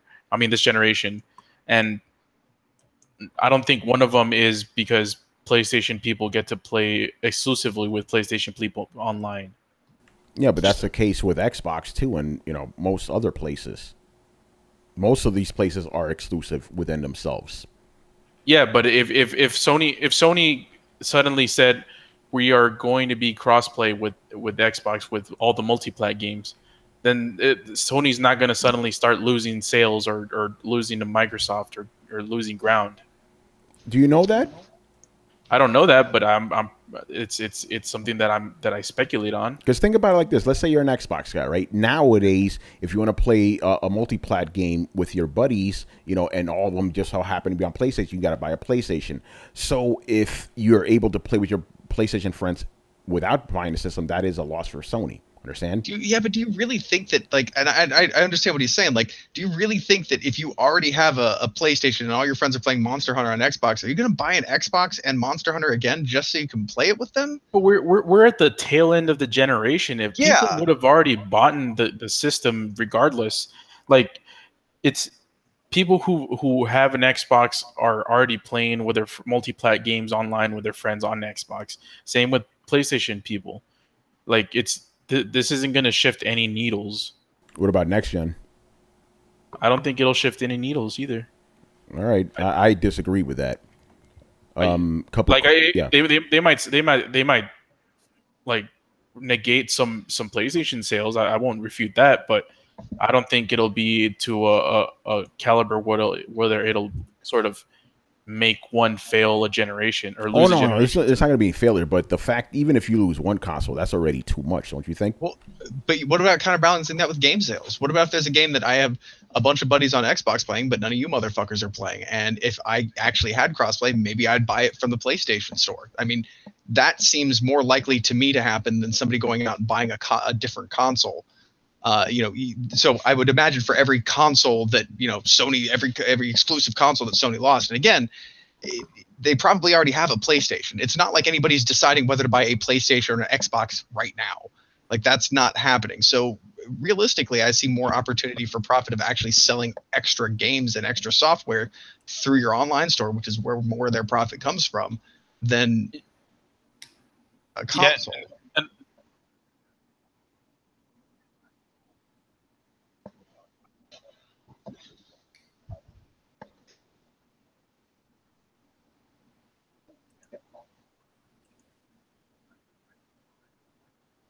Yeah, but how do you know that every time someone doesn't have people to play on for one console, they automatically buy the other console and buy that game on the other console?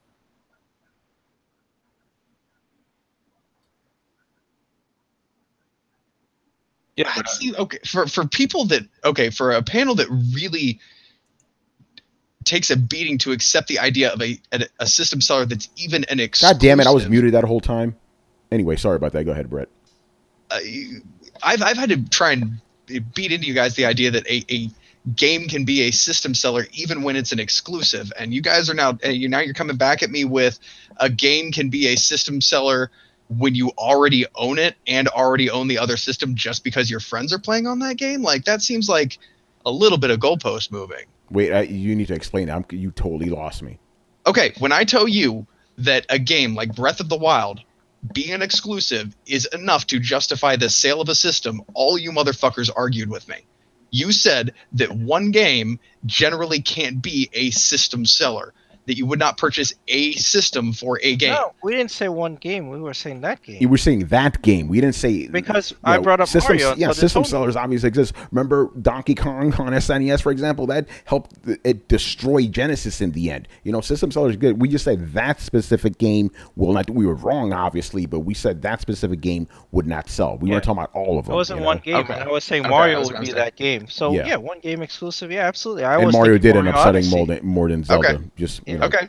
Consistency then. I'm done with my bitching. But I guess the question still remains, do you really think that if you already own a PlayStation and already own Call of Duty and all your friends are playing on Xbox and Call of Duty, you're going to buy another Xbox and Call of Duty in order to play with them? Call of Duty guys are crazy, man. They bought they, like I said before, when Sony was hacked and shit, Call of Duty guys on PlayStation like, fuck this shit, I'm buying an Xbox. And that's exactly what they did. They're a weird like microcosm of gaming. Yeah. They're bad Yeah, but examples for anything. But that was denial of service. This isn't denial of service. Yeah, no, it's not. Well, some people will see it as denial of service. Brad, didn't you say, oh, they're holding the games hostage? You specifically said that, you know? No. I said years and years ago, I did not like the exclusivity that Microsoft bred because in their games. I wanted, when we were talking, okay, to put this in context, Tony and I were talking about why didn't people bitch about crossplay way back in the day.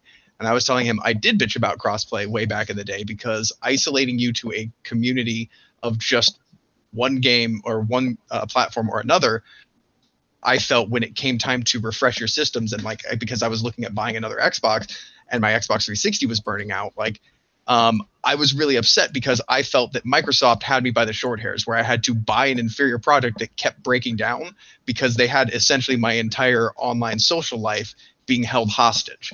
That if I went anywhere else or if I didn't buy an Xbox, I simply would be cut off from all of my friends. And so I had to repeatedly buy a system that kept breaking down and repeatedly kept getting fucked over by a company because they essentially were holding my social circle hostage. That's what I was saying. And I still think that's a stupid fucking idea. I mean, it's become the norm and it's kind of bullshit. It sucks and crossplay would help that. But at least, you know, it was a bigger deal when I was having to deal with a system breaking down and being essentially forced into this, but it still put me as a consumer in a really uncomfortable position. Yeah, but anyway, by the way, yeah, go ahead. Like for everyone that's saying that crossplay is stupid and there's no point. Yeah, these guys in the chat they're not feeling it. It's hilarious. It's something that doesn't like. I understand it doesn't affect you, but it is something that helps the consumer more than it hurts the consumer.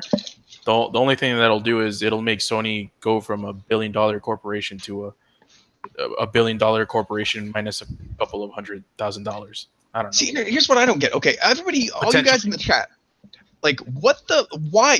You're going to go out of your way to defend a company that doesn't give a fuck about you to justify something that would essentially be good for everybody just because it's not really good enough for you to take notice. Like, you're not even thinking about all the little things. Think about every fucking dead server that you log into at 3 a.m. because the game is more than 3 months old. If you increase the pool of players, games would actually stay around longer. They would actually be relevant longer. Online games wouldn't die in a matter of 2 or 3 months the way they do on consoles. That shit doesn't happen on Steam. You would actually have a larger player base, and games like Absolver right now, which is going to be put out on PS Plus, like, it wouldn't be such a wasteland. Some of these games that rely heavily on online interaction, you'd be able to get matchmaking way sooner. And even popular games, you'd be able to get matchmaking way sooner. Like, why would you go out of your way to want to limit the pool of people that you can play with and essentially have to wait longer for matches or be teamed up with people who are further out of your ranking system than you? Why would you want that and defend that just to get behind a company? Like, is your brand loyalty really that severe that you would even minorly inconvenience yourself just so you can wave the Sony flag? I don't fucking understand that. Yeah, well, guys, go ahead and answer them, you know. By the way, Mighty Nerd says, Brett, you have to remember it's Sony's network. They choose what they want to do with it, just like their games. Yeah, but the games are not played in Sony servers. Like, you're not playing Fortnite on Sony servers. Yeah. Oh, by the way, Master Shake says, Brett, you are mistaking defense of Sony with indifference towards the entire topic. Well, I guess... Yeah, and Nate says the same thing. Goes, don't mistake defending for not caring. And I understand that, but what I would say is, while it doesn't matter to you guys, there's a lot of little things that, like, your gaming quality of life would improve if you had more players on there. And I think that's something that a lot of people don't necessarily understand. And I feel that should shift the needle of indifference. I understand it's not a hot topic issue for a lot of people, but it will be a hot topic issue when it comes to a game that you care about. And that's what brought this whole thing up today. Like, yeah, I didn't really care that much about Rocket League. I bitched about it, sure, but I didn't really care all that much about it. I haven't cared about many of the other things. I would absolutely fucking care about it in Fallout. it has come home to roost for me. And you know, it's one of those things. You can sit back and let things that you don't agree with happen until they affect you, but then you're the only one bitching because you're the only one that's being affected by it. Like, it's, you know, the whole, you know, and then they came for me thing.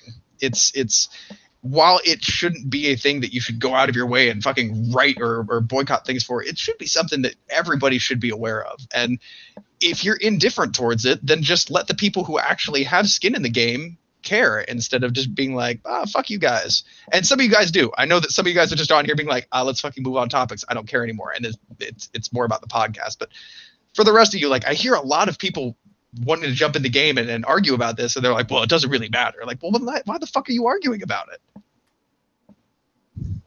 Yeah, it's kind of interesting. It's like, people don't want to hear about this, but they also do want to hear about it. You know what I'm saying? It's kind of interesting.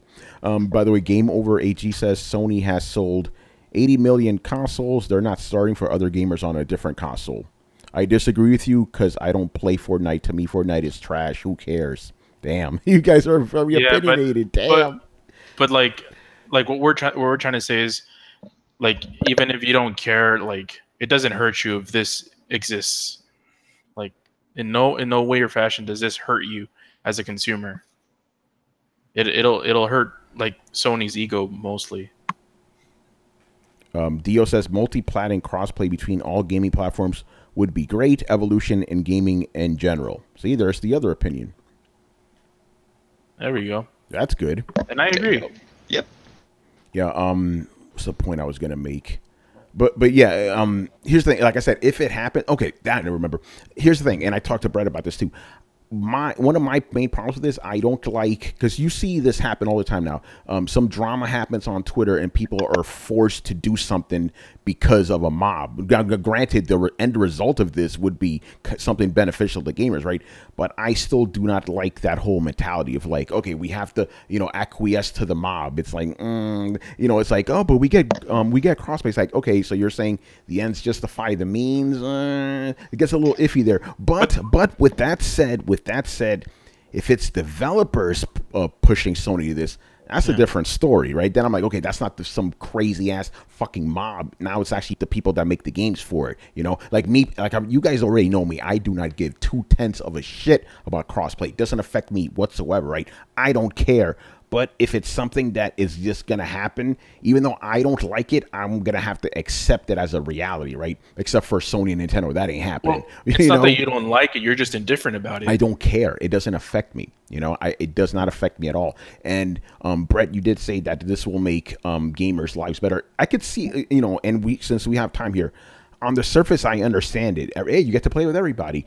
And I'm not being an asshole. I'm genuinely asking this. How would it actually make gamers' lives better? Because your servers wouldn't be dead. You would have more responsive games. You'd wait less time for matches, and you'd be put in with people closer to your rank. Like, if you are playing with only so many people and nobody is within 4 ranks of you, the game will expand the search parameters to give you somebody to play with.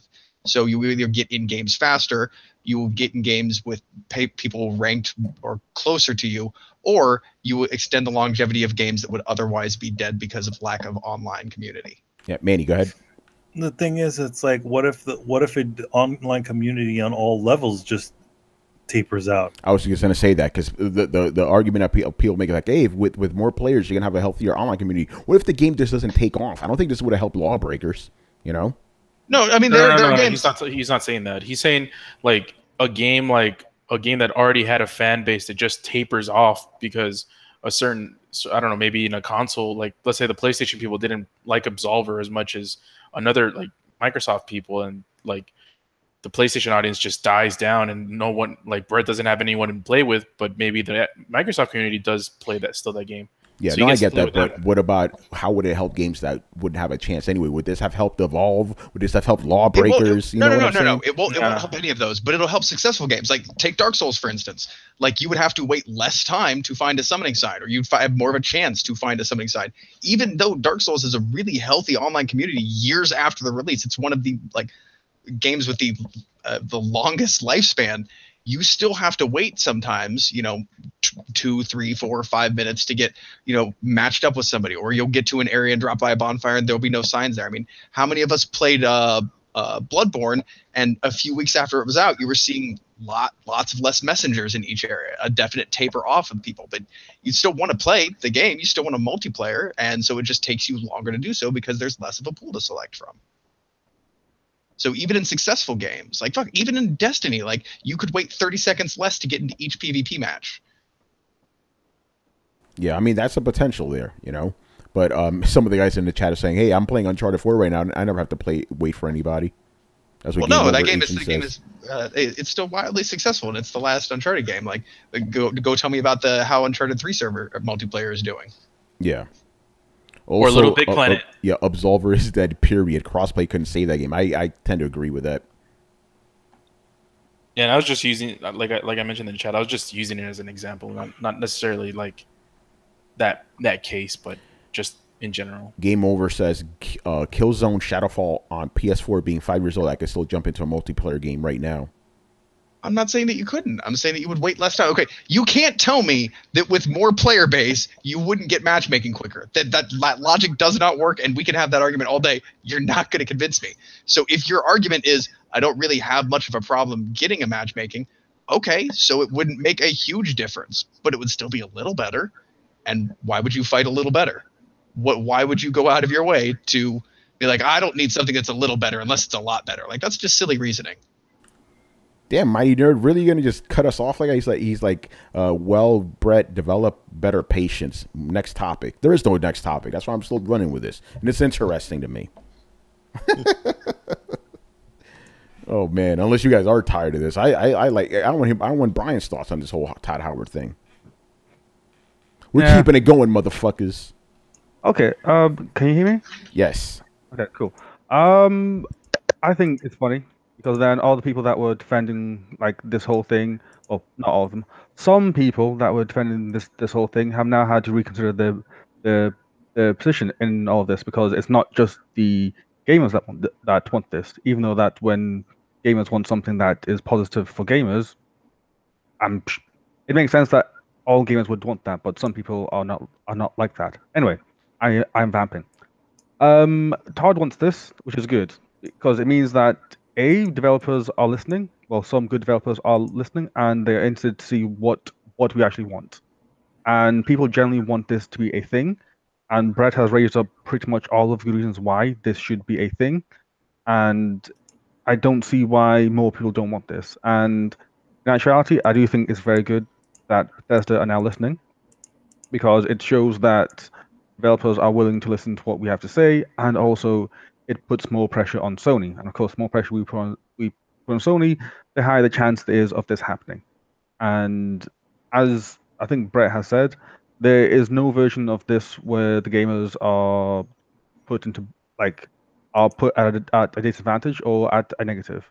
The only negative that will arise is negative of Sony. And in all honesty, I don't care. This is a slight inconvenience for them. It will only hurt it will only hurt them in terms of multiplayer titles, possibly third-party ones only. So all the first-party titles are perfectly fine. So you still will be able to play your Horizon Zero Dawn 2, and it'll still sell great, and nothing will happen with that. The only thing is that what's it called? Fallout 77 or Fallout 78 or some sequels to the Fallout games will be more popular and more successful, which I don't see that as a bad thing for Sony. And Nate says all these people crying about crossplay are not considering the logistics of the negative. People are bitching about mouse and keyboard users on Overwatch versus controllers right now. But then this is completely answering that question, because then it'll be controller versus controller. So hence the point that he just made is quite mute. As one, it's already happening. So what?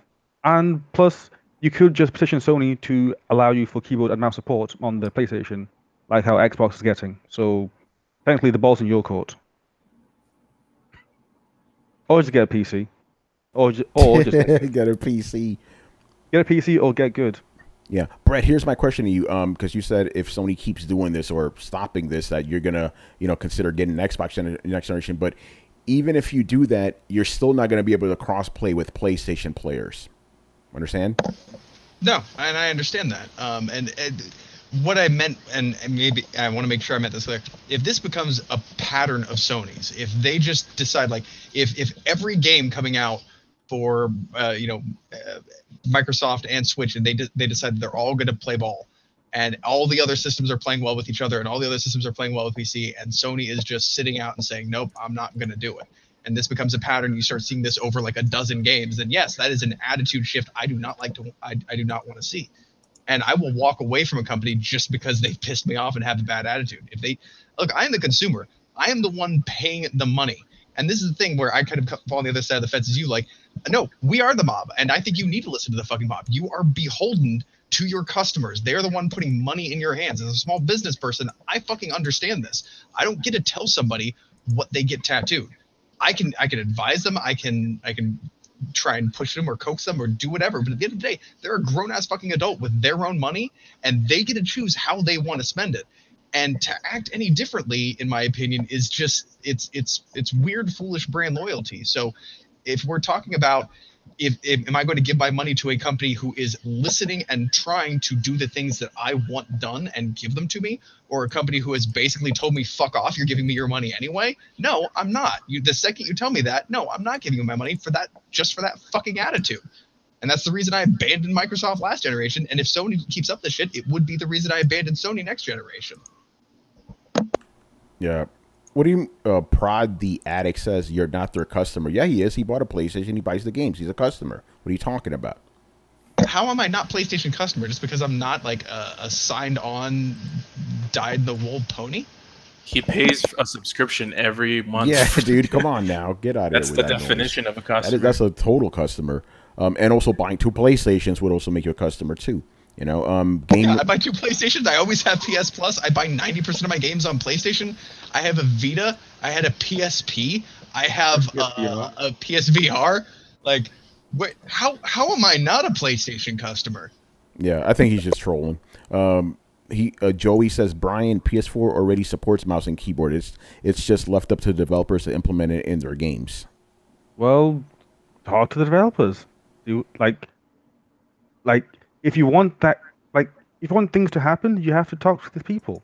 Like, this is exactly why Microsoft stopped doing the whole online crap, because, like, we said, no, we don't want that, and we told them why not, and then they stopped. Like, if you want developers to do certain things, you have to talk to them. And, of course, you talk to them in respectful ways and say, hey, this is a thing that we want, put it in there, and see what they say.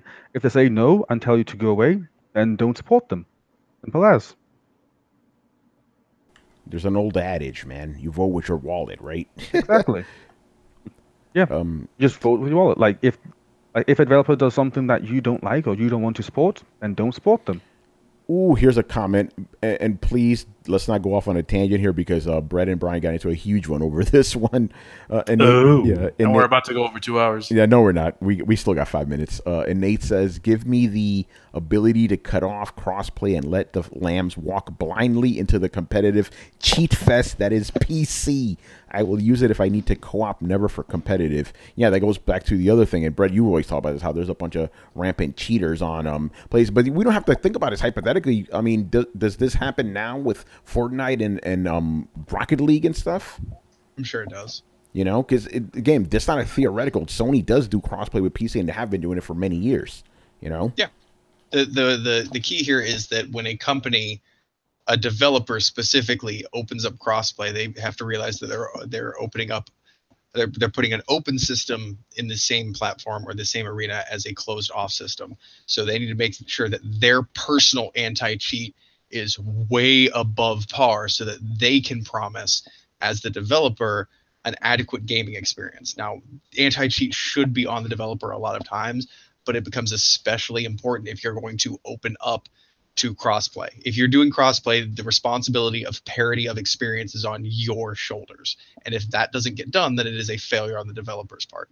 So yes, it does open up the chance for it. It does open up possibilities, and yes, you probably are dealing with it more. But I'm pretty sure that Fortnite spends a lot of money making sure that their anti-cheat is pretty much on the ball. Like, they're at the top of their game with that, because it is such a competitive game. And with highly publicized competitive games, they usually invest a little bit more in that kind of thing. So yes, it could be a problem further down the line with games that don't necessarily have quite the public eye, but then we would have to hold the developers to account for that more so than we do now, because developers need to realize how easy it is to insert another program through a PC. And as we went over, like, you can even reroute your signal from a PlayStation to a PC and change some of the information and being interrupted between you and the server. So it's possible no matter what. I'm sure PC isn't completely cheat free. I've run into cheaters and mules on PS4. It is more prevalent on PC, but again, that's up to the developers if they're going to open that floodgate to make sure that the waters are clean, I guess. Yeah, he says, tell that to CSGO. Man, crazy stuff. Oh, that's just a trash game with trash developers. Ooh. All right. And on that cheery note, we're going to leave you guys, man. So, yeah, come back on Thursday. We're going to do the contest. We're going to do the actual thing. We were supposed to do it tonight, but, shit happened. So, yeah, go over to our Twitter, which is at Throwdown Show, or leave your answers in the comment section. So, the question is, who directed the live-action 1994 Street Fighter movie? If you answer correctly, or, if we pick you, you're going to win this. A signed Street Fighter V poster signed by Mr. Yoshinori Ono. Which is very cool. Signed by the man himself. Man even has documented proof in case you don't believe him. Yes. Just in case you don't believe me, I took a picture. It's crazy, man. All right, so thank you for watching and listening. Leave us your questions in the comment section of this episode here on YouTube or over on the Coalition. We'll answer them on next week's show. Subscribe to Throwdown on SoundCloud, iTunes, and YouTube. Follow us on Twitch, Mixer, Twitter, and Facebook at Throwdown Show. Links are located in the description below. Once again, I was your host, Tony Polanco. Tonight, joined by Emilio Lopez. I'll see you later, guys. Chris Seeley. Oh, sorry. Hey, take care, everyone. Carlos Romero. Laters. Brett Murdoch. It's been real, everybody. And Brian Manjoma. I'm a man of little words. Goodbye. Fantastic, man. All right, guys, later. Peace. Laters.